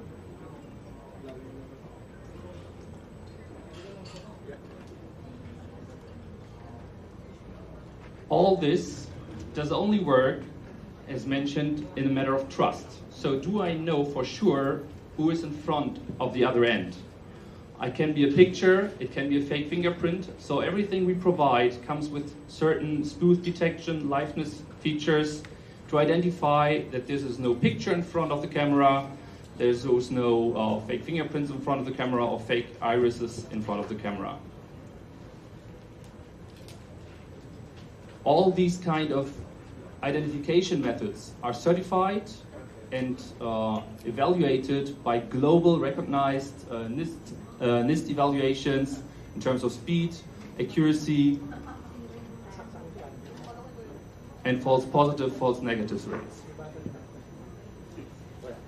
As mentioned, we are not initially started with elections. We started with ID cards. We started with passports. Wherever you know, okay, we need to identify the person and ensure a level of trust who is in front of me and who wants to use my public service. So this is for sure, one example is border control, biometrics, e-passports, ID cards, but also biometric documents, birth certificates. When you have a look on your driver's license, there's a barcode on it storing your face information and your fingerprint information. But also when it comes to regulations for refugees, now also election systems, biometric card identifications. So the list is very long, wherever you need to really identify and ensure a level of trust between two parties. The customers here started from Ministry of Interior, usually the issuer of ID cards and passport systems, but also Ministry of Transportation, for example here in the Philippines, or Ministry of Health, but also elections. Maybe to name a few of those elections we have recently done is, for example, in Macedonia, in Europe, but also in more critical countries like Afghanistan. Each country and each regulations of those countries are different. The law is nowhere the same. And this means that also the provided system must align on those regulations and law situations. When you want to provide an e-voting system, the system must align on those regulations. No system will be able per default to fulfill 100% all your regulations, so it will always need for adaptations. All countries are different in terms of internet connectivity, electricity availability, and these are also topics to be considered when proposing such a system. Is there internet available in the middle of the Atlantic Sea so that there can someone vote? Maybe just to give a short overview, this is the list of countries we are active in, but it's not a list, it's just showing the globe, and I think it's quite blue in general. Also here in the Philippines, as mentioned, with an overall 92 countries in which we are active in the past 25 years. But this should be enough for our company itself. Let's go ahead with what you need for your purposes in terms of registration. First of all, the topic is security. We heard a lot of topics or remarks with regard to security from the previous speakers, and we will hear additional remarks from other vendors as well. For us, involved with biometrics, we are involved in data privacy. Data privacy is in Germany and in Europe in general one of the highest values an individual can have. And when we speak about biometrics, this is among the name or among healthcare information, the highest level of personal data an individual can have. So with great power comes great responsibility. You are in charge to ensure that the data is held well in the respective databases. And you are in charge to define the requirements for this system on a high level, on the highest possible level you can imagine, or you will find within all the vendors. One of the first points is to separate all information you will receive in different databases, to encrypt it with different keys, so that you don't store demographic or counting data or biometric data or anything in the same level, in the same system, so that everything is separated to make it as hard as possible for anyone to reach any of those databases. This makes the system in general very resilient. Of course, everything is encrypted. Of course, the communication is encrypted, the database is encrypted, the vote itself is encrypted. When it comes to authentication, we have certain people who can manage the voter roll, who can manage individual voters. We need to ensure that those people have authenticated to the system on a sufficient level. So we use always multi-factor authentication for these topics. It starts with providing a normal PIN or passport, but also maybe the face, an OTP, You can not only use two-factor authentication, but also 3 levels of authentication. The auditability of the system in general, we heard it before, is based on log files. This can be done either in default log files provided by database providers like Oracle, but also in blockchains as wanted before. Blockchains usually come to action when several parties do not trust each other. So the blockchain topic might be here a relevant one. When it comes to registration, we have shown here on the right-hand side stationary registration kits, but also mobile registration kits. But what is also possible for sure would be registration with a smartphone itself. Why have I shown here anyway these large kits for registration? How can you enroll on a smartphone? The best option would be a face, or your passport, or your ID. But how do you ensure that this person does not enroll twice? So and here comes our core business actually, the biometrics. Then I must tell you, your population is too large for just 4 fingers. You will have false negatives or false positives within your database. So you need to have more information of your voters to really be sure that the deed application works 100%. You should have, just a recommendation, 10 fingers, the face, and the iris an optional edit. If you add the iris as well, you can have billion of voters then you're fine as well. But at least 10 fingers and the face should do so that you ensure in a deed application process to avoid false positives. Only the face will give you issues when it comes to siblings, for example. So let's have a look at the process. The process is just a demo process here. You don't need to stick to exactly this flow. This is something you need to think about how your possibilities at the end are suit best for the voter. In general, at first the voter needs to somehow identify themselves. This can be done with a passport, an ID card, a driver's license, some government-issued document that shows who is in front of me. The next step would be to provide the biometrics for the later deed application process. So as long as I'm online and not in a rural area with a registration kit, I can always, in time or in real time, use the deed application to see if the person enrolled already before. After that enrollment and the deed application, we issue normally a so-called BVN, a biometric voter number. This is a unique identification number the voter receives to identify themselves for any system or any voting process.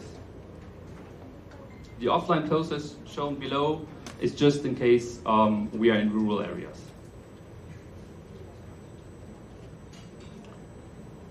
For the voting, we have the same security standards as for the registration, storing everything in separate databases. No counting or polling information in the same database like the voter information. Doesn't matter if it's the demographic or biometric information. You should never store any of these information in the same database. Next step, liveness detection. Yeah, so that whenever you do a vote, I must be sure that there's no picture in front of the camera. Auditability, same topic. I have dashboards in real time. Using the voting information, I put time frames to any vote, not the exact time stamp, just time frames. Otherwise, with timestamp comparing of voter information and counting information, I could theoretically assume who voted when and whom. This leads us to the secrecy of voting. And there we have a little issue. We have 2 democratic principles: one person, one vote, and anonymity. At a certain point in time, it doesn't matter if I encrypt the data or how good I encrypt the data. At a certain point in time, the information of who voted whom is in the same place.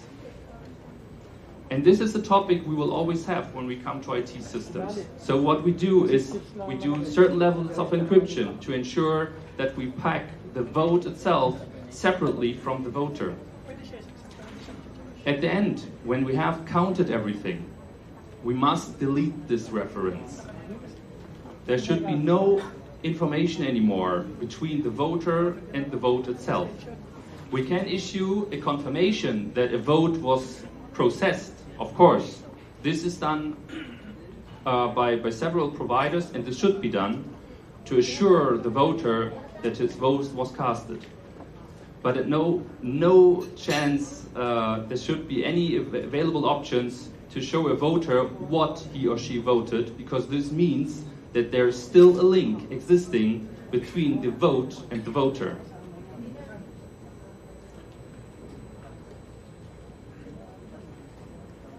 Let's go ahead to the counting.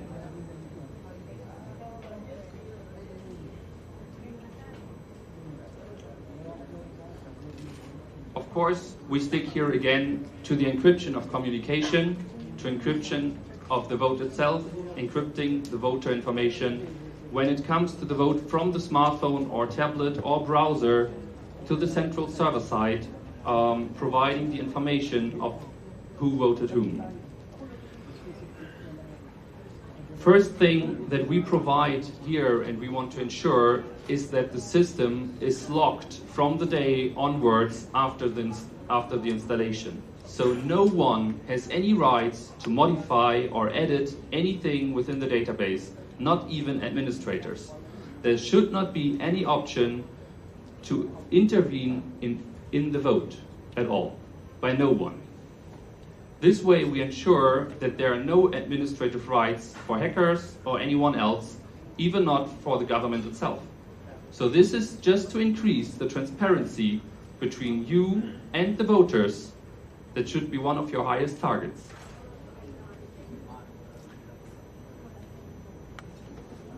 Again here, also for the voting, a matter of transparency is to share immediately what was counted by the system. So what you can do is that you issue viewer users, so users who can only view information but not edit information, so that they see the polling results immediately like you do. This can be done on a public website, or this can be done on a restrictive website with access only for media, international stakeholders, local stakeholders, so that the access to this counting information is limited, but made as transparent as possible based on your requirements.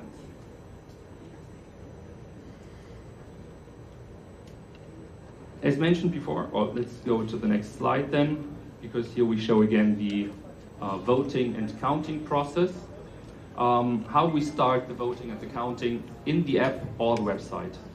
We first provide the BVN. The BVN, as mentioned before, is the unique identification of the voter. So the voter first does not provide his name or birthday or whatever, he provides his BVN, his unique identification for the system. After that,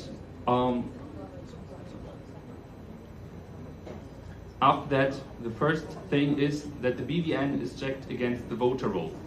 So we check first of all, did the voter vote already or didn't he vote? So if he voted, we give direct feedback, you already voted, vote was already casted, or something similar. Next step for this process would be the selfie with liveness detection.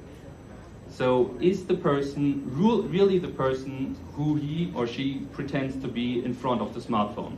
There's no polling stuff in front. There's no one supporting the process remote. So we must ensure that the person is identified on a highest level. If there's no match between the recorded or registered face with the face in front of the camera, we should stop the process. If the match is successful, the voter is requested to vote on the smartphone. As before, voters must confirm their vote. A click by accident, and this is final, could lead to frustration. So you can have for sure one step of confirmation, two step of confirmation.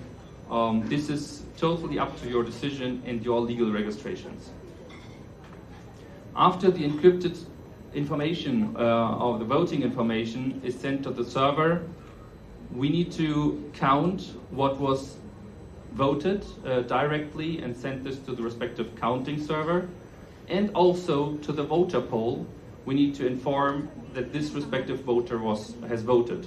This is, as mentioned, separately encrypted and separately sent to different servers. As soon as both servers confirmed that the voter voted, all kinds of connections will permanently deleted and overwritten. This ensures that there is no option for any type of to reincarnate the data sent by the person. So no data anymore on any servers that could connect the voter with his vote.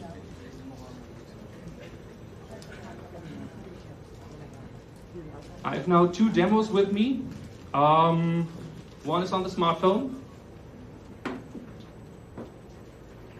and a passport, and the other one would be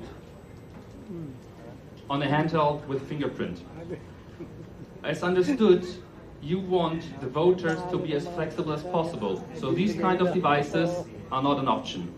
These devices have a hardware topic, a hardware inside a fingerprint reader that not all smartphones have included. So these kind of options are out.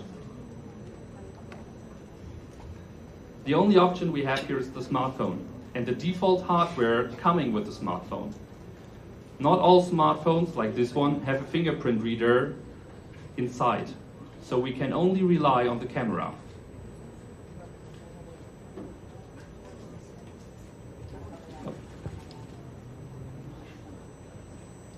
Let me just skip this one. This would be the process for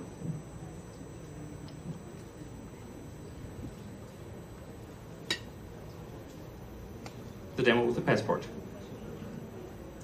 So first of all, I open the application. It does not necessarily have to be an application. It can be also a website. The application itself provides some benefits in terms of upfront enrollment, upfront registration, so that only this application connected to this smartphone is allowed to vote on the election day.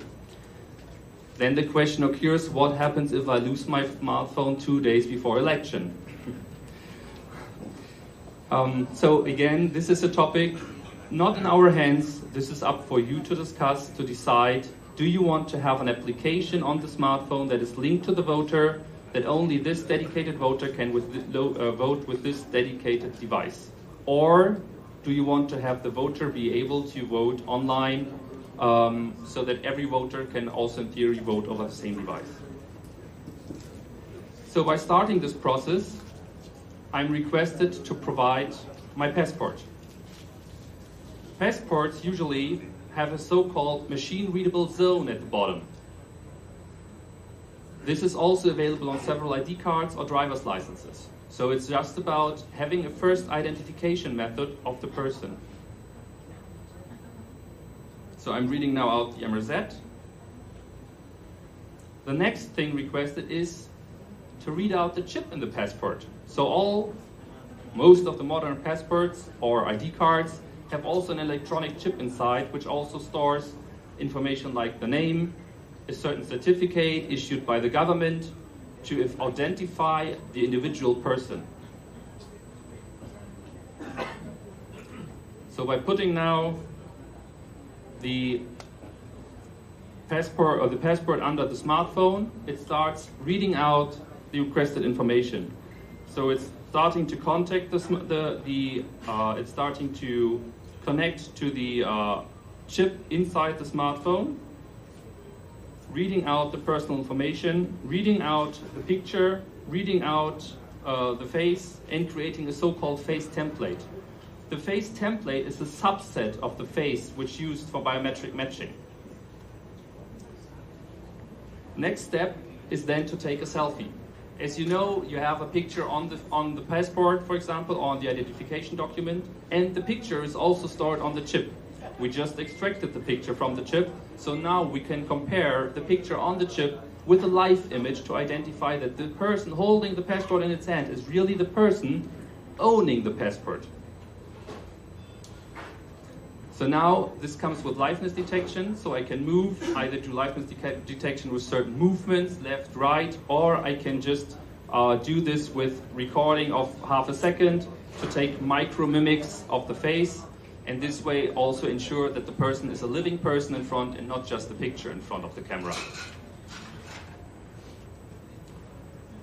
Next step is then making the vote.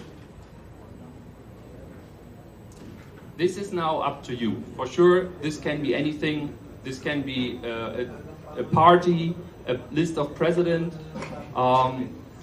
This is now a demo list of different people. And after selecting a dedicated person, also here I'm requested to confirm my selection. As mentioned before, it can be one confirmation, but can be also multiple confirmations.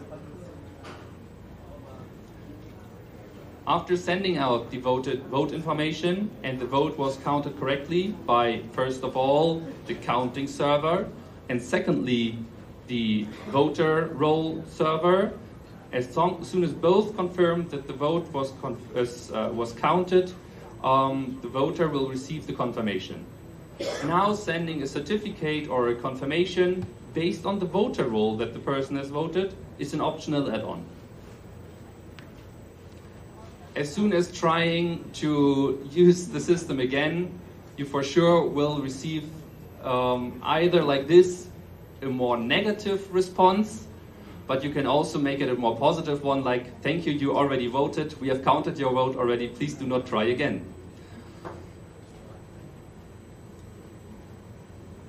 This leads me to the end of the presentation. I hope I gave you some more remarks on top to the other vendors, and I hope to hear also even more remarks from the other vendors so that you can decide on the best option that you plan to have.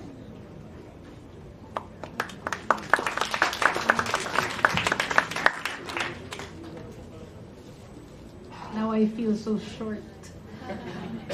I have two questions for you from the audience. So first one is, how do you ensure the security of voter information and prevent any linkage between individuals' casted vote and their personal data in the context of online voting?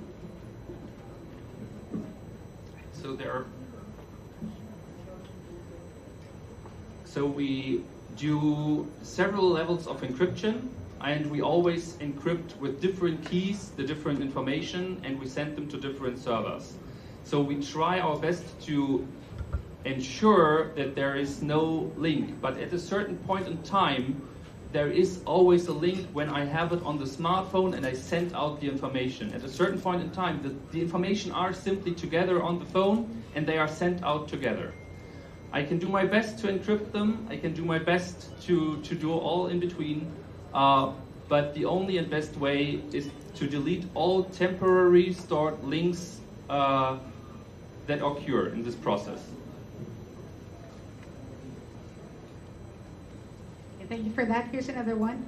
Currently, the Comelec employs random manual audit as a test of the integrity and transparency in its voting system. What sort of audit mechanism or independent or parallel verification may be implemented in your proposed internet voting system?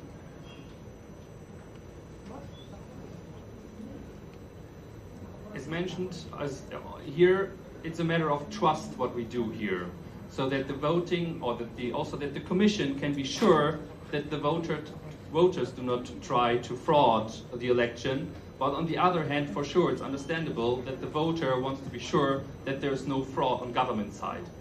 The best option here is something we learned in Afghanistan, is to have international observers.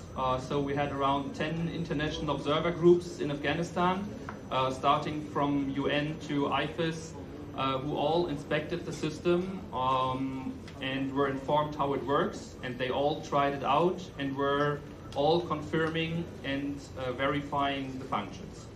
So having external trustable governments confirming the functions is one option. Another option for sure would be to simply make the system as safe as possible so that no one can even edit anything.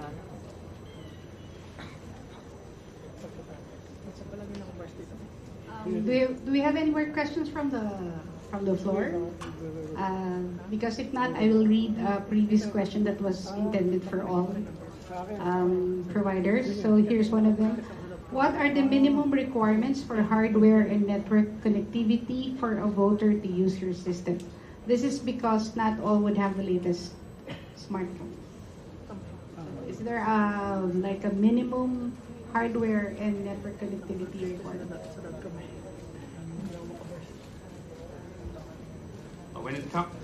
When it comes to the voting information, we speak about bytes, not megabytes. It's really not much. For sure, when it comes to the biometric matching, then we speak about some information that are transferred. But everything you can just imagine like this: when you take a picture with your smartphone, the smartphone has around 4 megabytes. And now it's a bit technical now. What we think here is we are using around 50 to 60 kilobyte per vote, which is a rough subset. It's a third of what you use when sending a picture.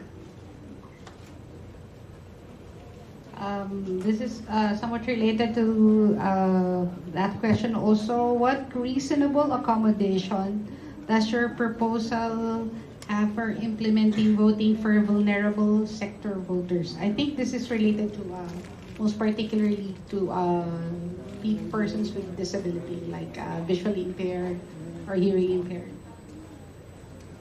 One option here would be to also include a voice assistant to the voting mechanism, so that always you are informed not only by text but also by voice what to do next and what the next steps are. This would be just one option. We still have 10 more minutes. No more questions. So I think those are the general questions that have already been put. So if there are none, I think I'll turn over the mic first for some further acknowledgement of our guests. Thank you, Dermalog. So before we proceed, we would also like to acknowledge our guests.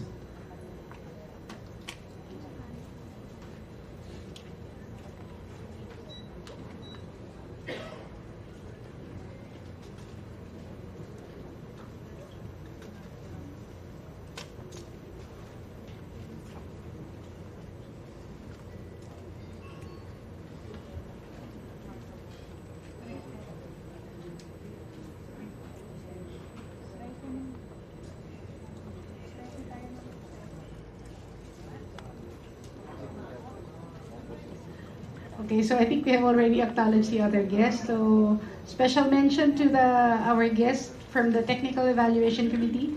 We would like to acknowledge the presence of the chairman from the Advanced Systems and Technology Institute. So Dr. Franz De Leon, thank you for coming.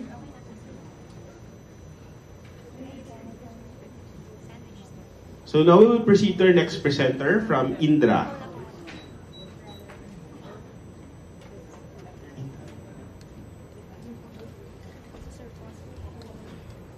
So Indra will be a last presenter for this morning, and then after which we'll have our lunch break.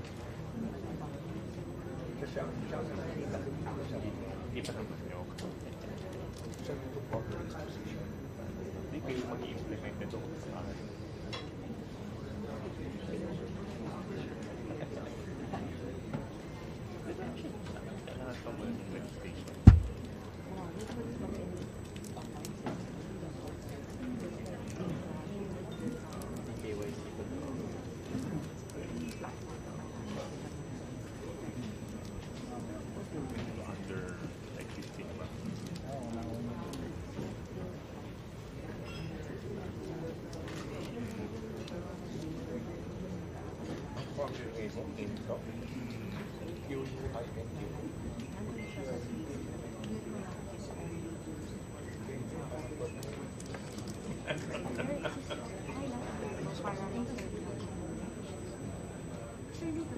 so okay,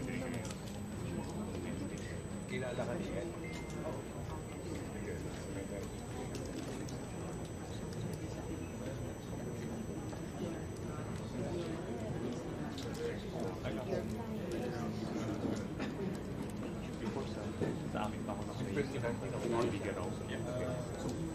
Good morning. Once na, ever since daw po, pinagpalipat na ako sa Makati. Honorable Commissioner, good morning everybody. Thank you so much. Sorry because I cannot mention everybody that is mentioned at the beginning of the meeting. My name is Edward Tellerina.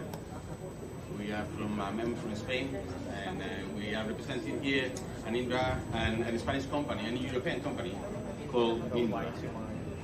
And I'm very happy because what I'm checking today is that we haven't vendors we haven't talked each other before this meeting, but I'm checking that we are presenting here very interesting things. Everybody showing different solutions, different technologies, and all around internet voting, of course, and references. And we'll try to surprise you, and we're going to introduce you a new thing. But let me introduce first of all our company, this European company based in Spain. Please, next slide, the first slide. Yeah. Indra is a very big group leading the IT sector in Europe, but we are worldwide, not only in Europe, not only in Spain.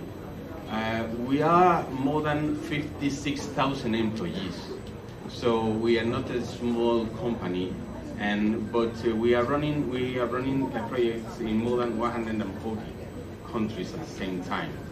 We have 40 different branches in all over the world, and one of them, of course, is in the Philippines. Our company has more than 80, 90 years. We started a long time ago with not related to IT, not in the IT sector, but we started very long time ago. And we started doing elections almost more than 45 years ago. Let me show you some details, please. Next slide. Yes. Indra Group is based on two different components, two different companies, let's say. One called Indra itself, that is focusing transport and defense, security, cyber security as well, and they are focusing air traffic control, defense, security solutions, and another big division called Minside, which is the IT division, and is that division where electoral process department is. We are covering the whole world from both sides. Here in the Philippines, we are doing things related to air traffic control, transport, security as well, and we are doing things and solutions and services for the energy sector, public administration, and more sectors. Can you please go through the next one? What we do from Minside. Just Minside, the IT sector, where electoral processes is. We have more than 40,000 employees. Indra is listed in the stock market in Europe. So we are very, relevant, famous, and reliable in Europe. And we cover energy, industry, retail, telecom, banking, insurance, and public and health solutions, with digital payments, cloud data, cybersecurity, which is very important, and of course, one in public sector is involved with electoral processes. The thing is that, what does it mean? It means that this company, when we run any election worldwide, we put in risk the whole company. We are putting in risk 56,000 employees company.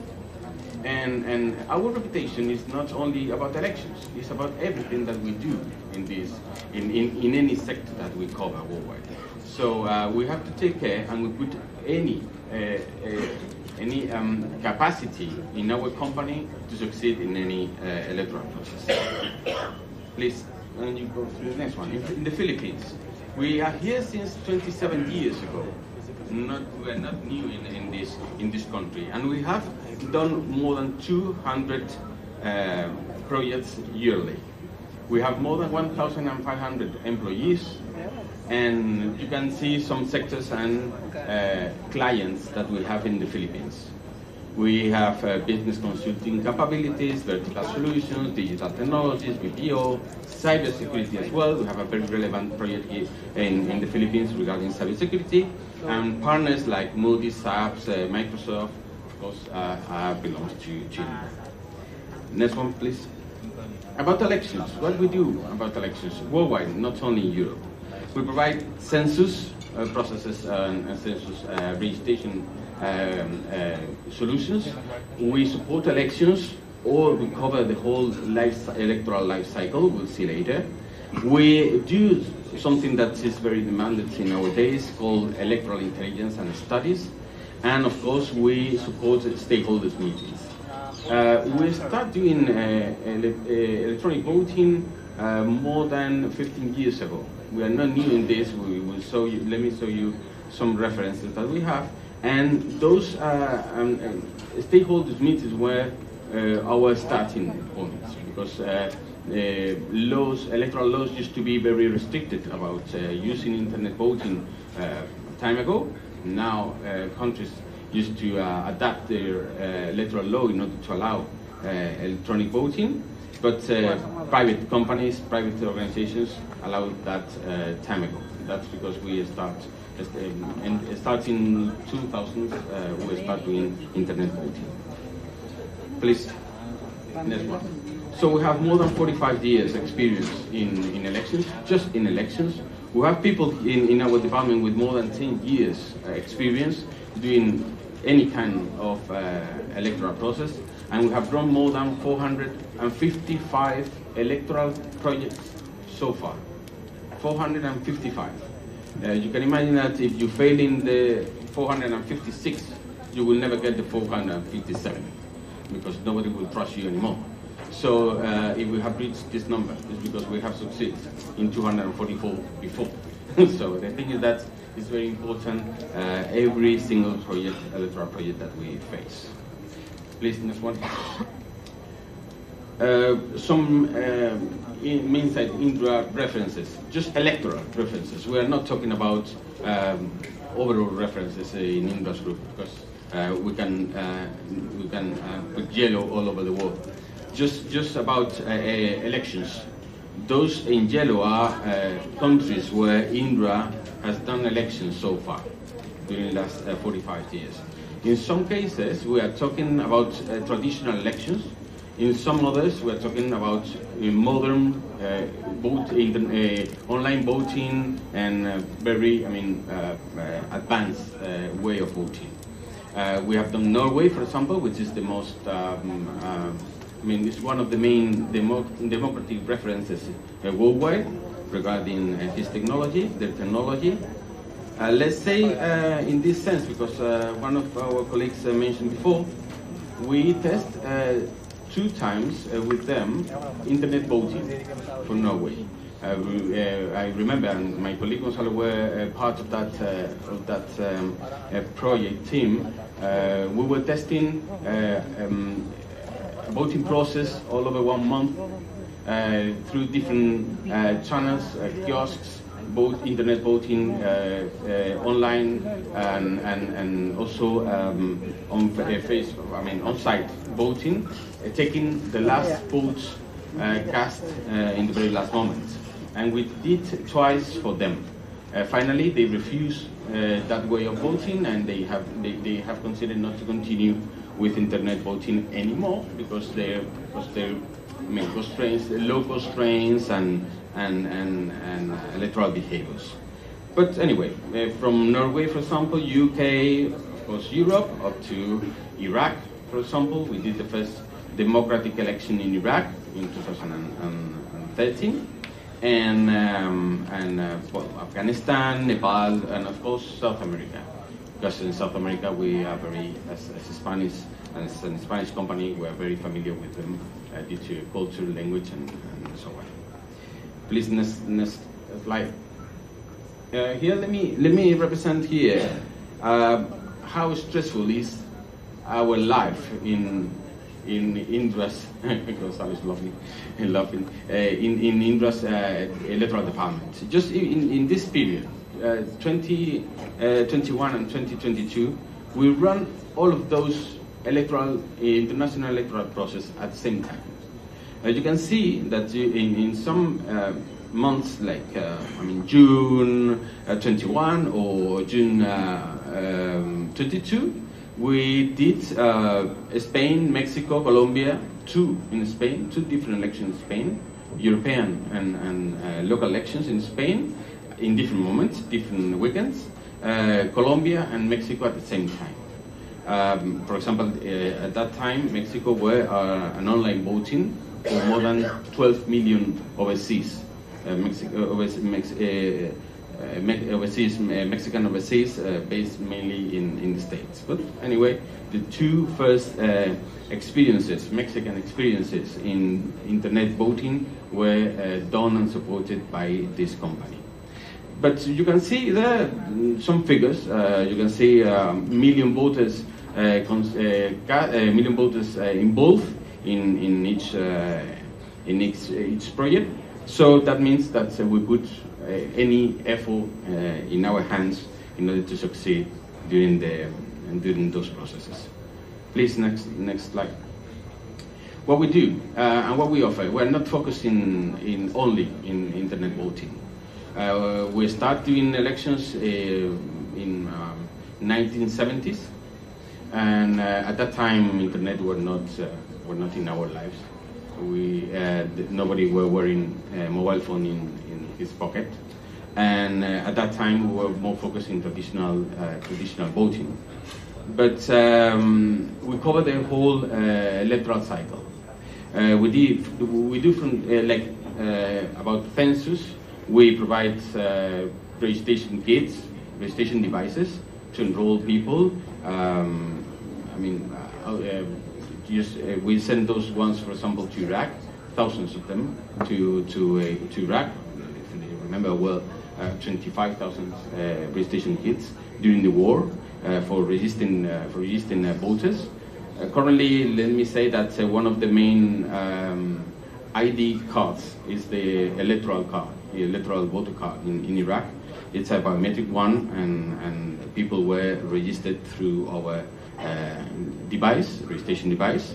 And at that time we provide, and we continue providing years after that, the identification kit, the polling station identification kit, which is in the picture as well, for identifying, thanks to the fingerprints, identifying voters at polling stations.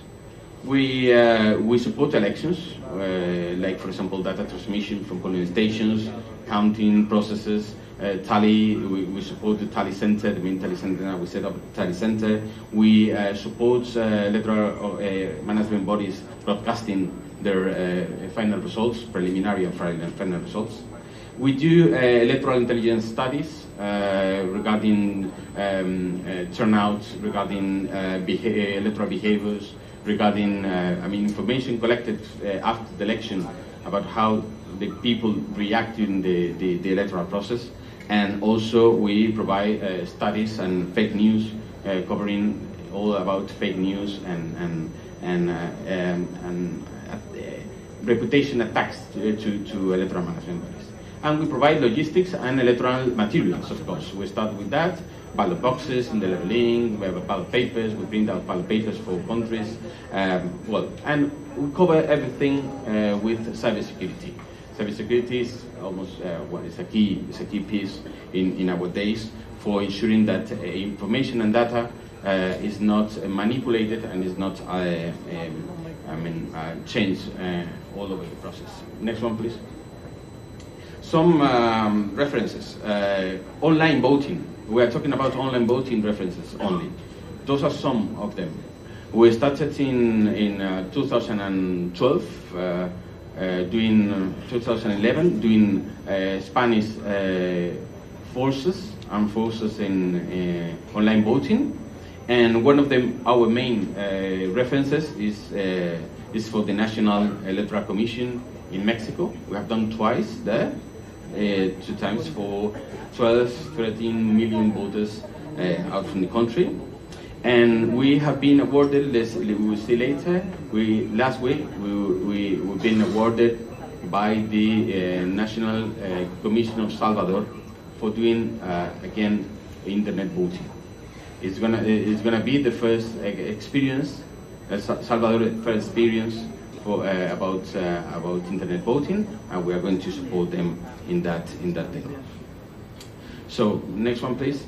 Let's say we have some references like the one mentioned before in Mexico. And this one, please. In Salvador is the one pre-awarded last week. Is the one that we are going to do. The main thing here is that Salvador is providing on-site in 221 international centers. We have to send in those points. We have to send specific equipment for allowing people to vote. For those guys that without laptop or without computer, they can go there in those to those points. Mainly, most of them are in the States, but of course in Asia, in Africa, in Europe, we have some, and we have to support that the electoral management body at those points. We have to send a technician, and they are going to vote for one month. So we have to support them during 1 month about internet voting. And next one, the most relevant private organizations that trust Indra doing internet voting. You can see here Real Madrid and Football Club Barcelona football teams. They annually they do their annual assembly with a very heavy voting process, asking for many questions and a lot of things. They trust us doing that. It's not on site. It's international electoral, of course, international survey in some cases, and in some others electoral process for president or for the main board of those clubs. So I don't want to extend more about our company, about how reliable a company like Indra doing this for more than 45 years. And we would like to show you a light demo. We have determined not to come back again to the whole procedure, because you have heard about that 3 times already. How to get on board, how to cast a vote and count. But we want to show you how to integrate biometric registration and biometric recognition system in life, and voting process in just one system. It's a pros-based system. It's very light. Includes same things that all other vendors has mentioned this morning, but we can see something new, which is the face recognition system involved in this process. So please, Gonzalo, it's your turn.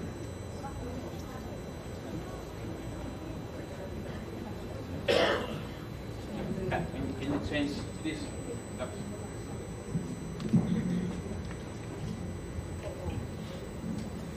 Good morning. My name is Gonzalo. I've been working in electoral process for more than 20 years, so I've got a lot of experience. I'm going to show you a demo about our system. We've got 3 portals: the registration portal, the agent portal that manages the Comelec, and the voting portal. The first things we are going to show you is the registration portal. You can use this.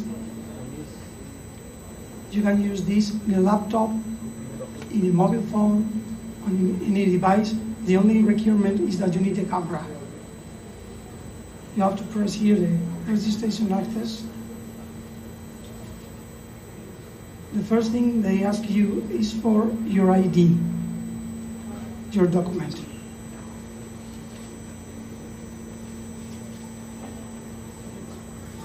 And then they ask you for a second thing that they should be inside the ID. In this case, we use the date of birth. You can use another date.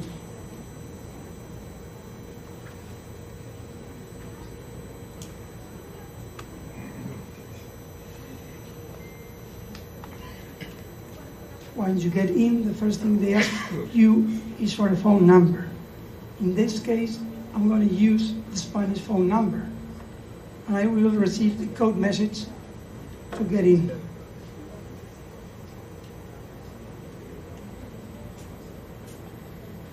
You can use a Philippine phone number or Canada or wherever you want. So to get in, I need to receive a message. I go here. That's for security, of course. 876. And then we start when we get in, we get locked.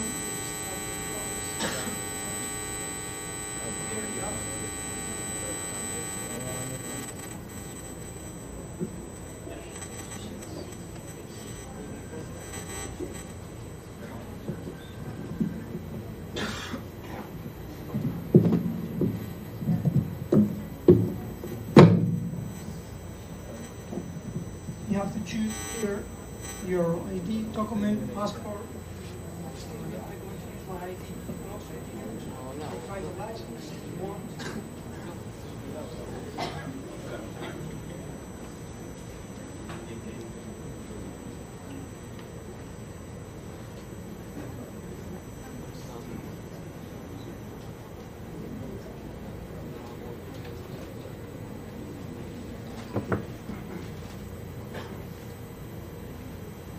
Can everybody hear me now?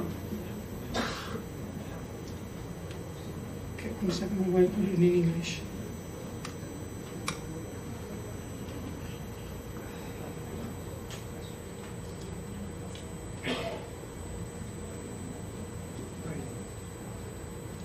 Registration.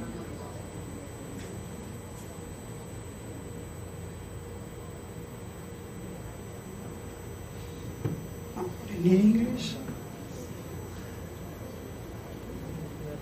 Date of birth.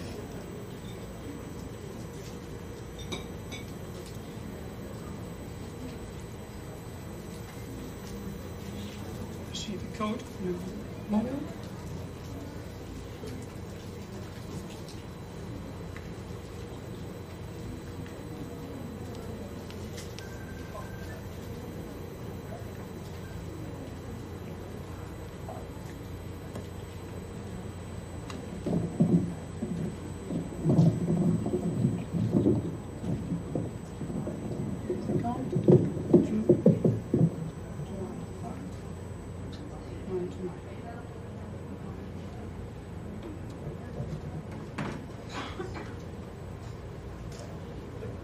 As I told you before, you have to select here the ID card, passport.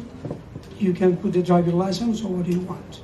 I will put the ID card, Spanish ID card.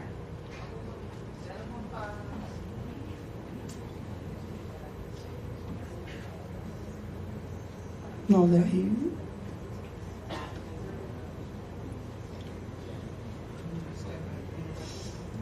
I put in the camera my ID card.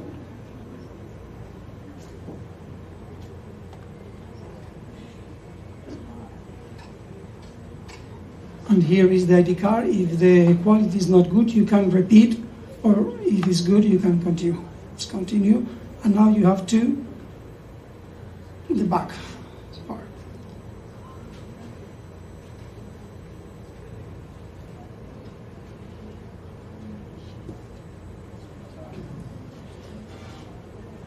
I will repeat. It's no very good light here.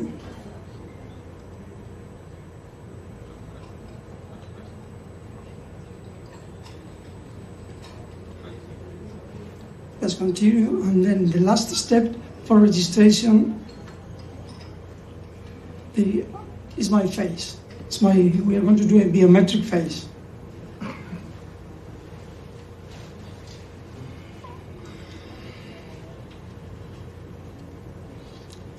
Here we go.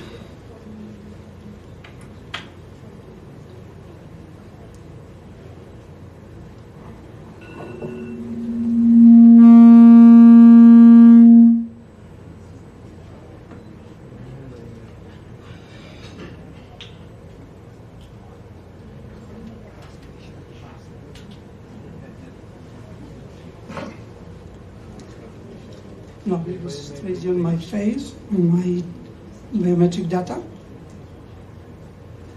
It will take a few seconds. Here we go.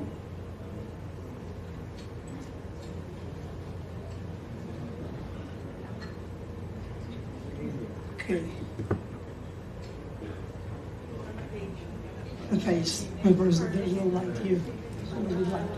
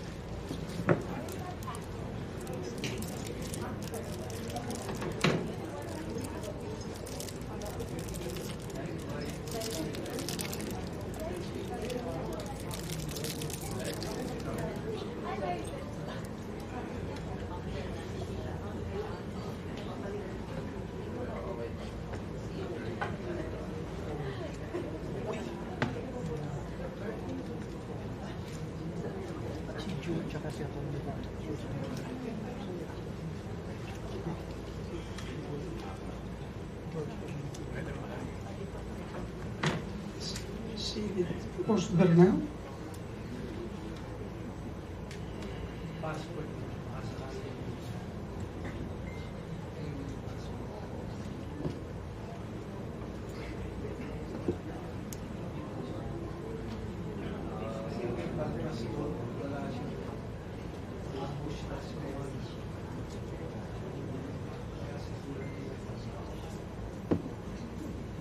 Let's go way back.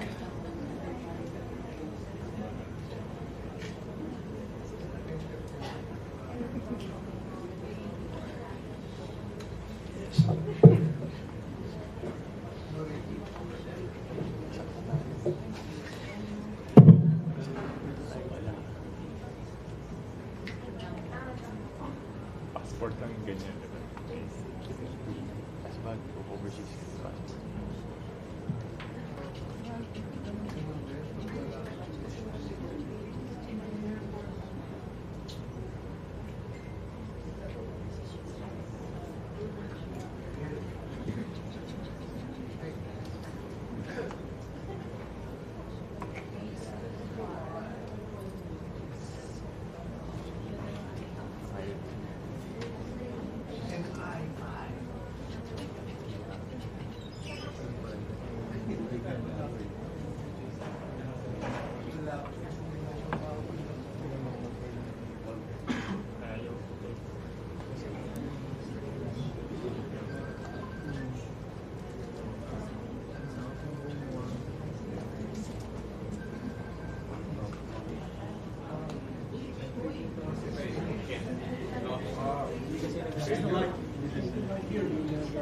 They cannot recognize it.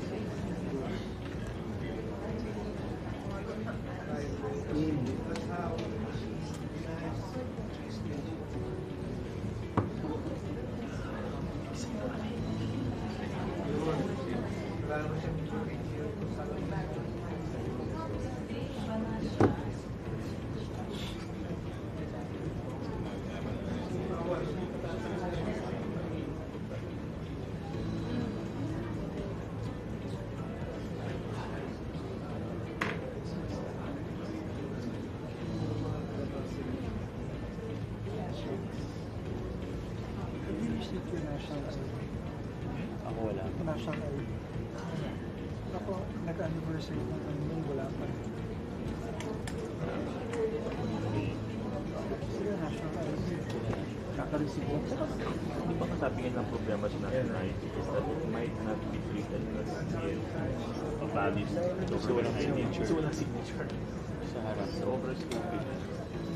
So, sayang yung Ano ba't ba sa dito palagi? it's our taxpayers' money and we gave that to the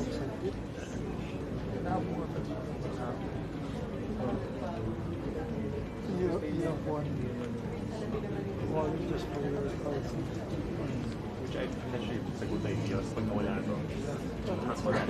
Signature wallets. I don't know. Paper. Maybe there's a problem, a light problem here. So, we will have you arrested for being flying voters. Yeah, maybe not allowed to vote. Sorry about that. So the point is that we have tested it. So maybe because of direct, sorry about this, because of direct. So the thing is that thanks to this recognition system, we allow people to be on board, and then we can show you. But the process is almost the same thing that we did in that open. You can see the ballot paper. We are preparing a ballot paper with basketball teams, and you can choose one of those. Everything is encrypted, blockchains backwards, so technology is almost the same. But we try to show you some new this face recognition. Sure. But in government offices, I think they were already told that they should accept. Okay. Disconnect na naman. Papareprint na naman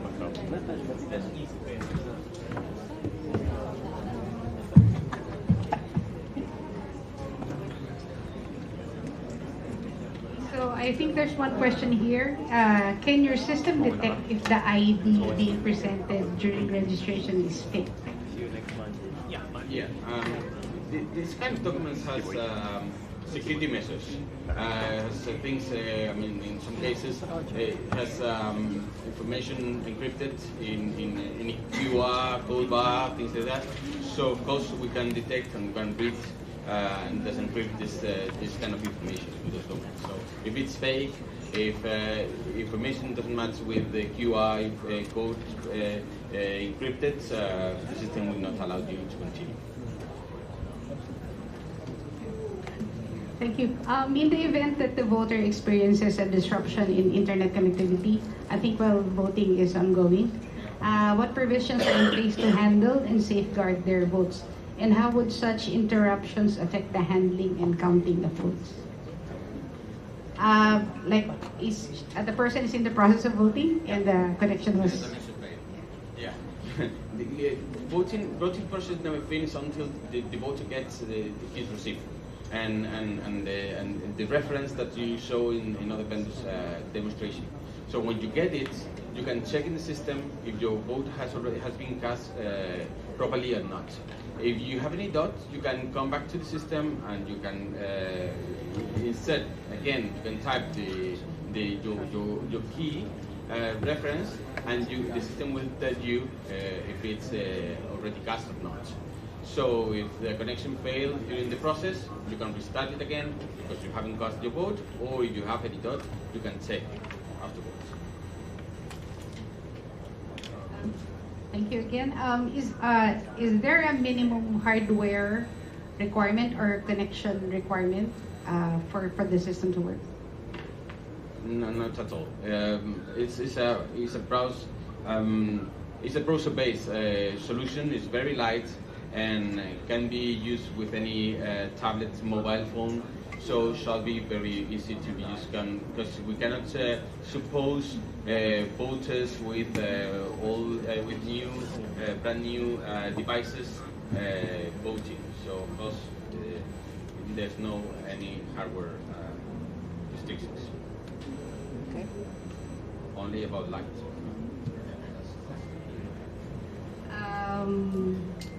Are you able to deploy like bots or live agents to provide like online support if there's a problem like the one that happened? Of course, any electoral process that we do, we set up for any we set up a call center support, and so voters, of course, it's this kind of system has lots of information, videos included, and if anybody has any specific requirement, they can call any local number and get local support. Of course, yeah. Also, is there a requirement that one person can only vote on one device, or can multiple voters use the same device? When you get votes are not related to any device used for casting the vote. So one device can support different voters.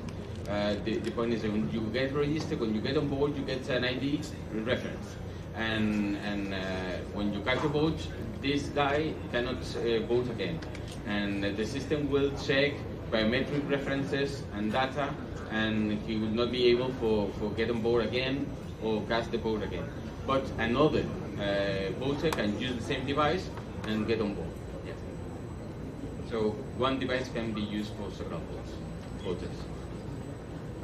Thank you. How do you ensure that the vote is not connected to the voter? That's a good question, and it's always in our minds. So in Mexico, Salvador, and everywhere where we set up these kind of solutions, we are fully audited and can be checked and audited by any university or reliable auditing company. So everybody can check that vote and voter are never linked in our system. Thank you. We have a live question from our Congresswoman. Good afternoon. From OFW Party List. This is a question not only for Indra, but for all the service providers. May we ask a cost estimate of the technology that you are offering Comelec? Because this will be costing not only the Comelec, but our government as well, so that in the 19th Congress, we will be able to assist and support to secure the budget for Comelec for the coming 2025 elections. Thank you. Thank you so much. I'm not sure if I shall be proud of receiving this question or not. So difficult question. So there's a lot of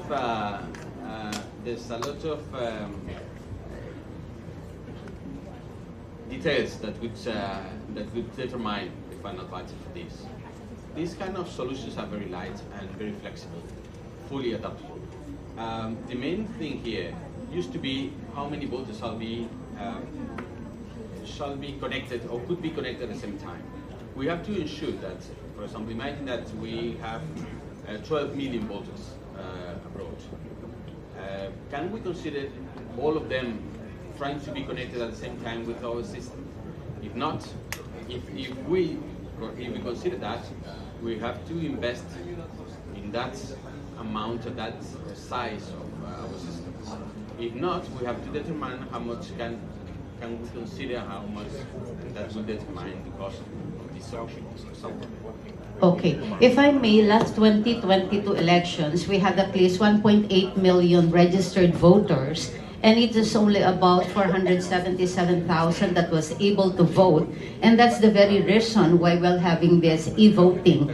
just the rough estimate for a 1.8 million registered voters, would you say something about the cost estimate? I would like to, but it's impossible. It's very embarrassing. We understood.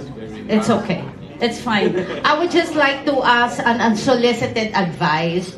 May we ask our service providers and all of the others who are doing the presentation today or in the future to please hire a Filipino presenter to be able to relate to the audience and to the officials and for better understanding. Thank you. That's from OFW Party List po. That's an unsolicited advice. Thank you. Thank you so much.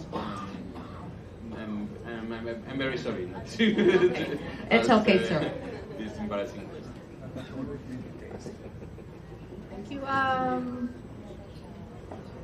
28 seconds. One very quick question. No more?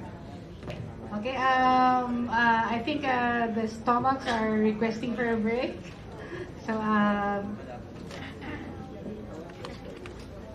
So we will have our lunch break and we will resume at 1 p.m. this afternoon.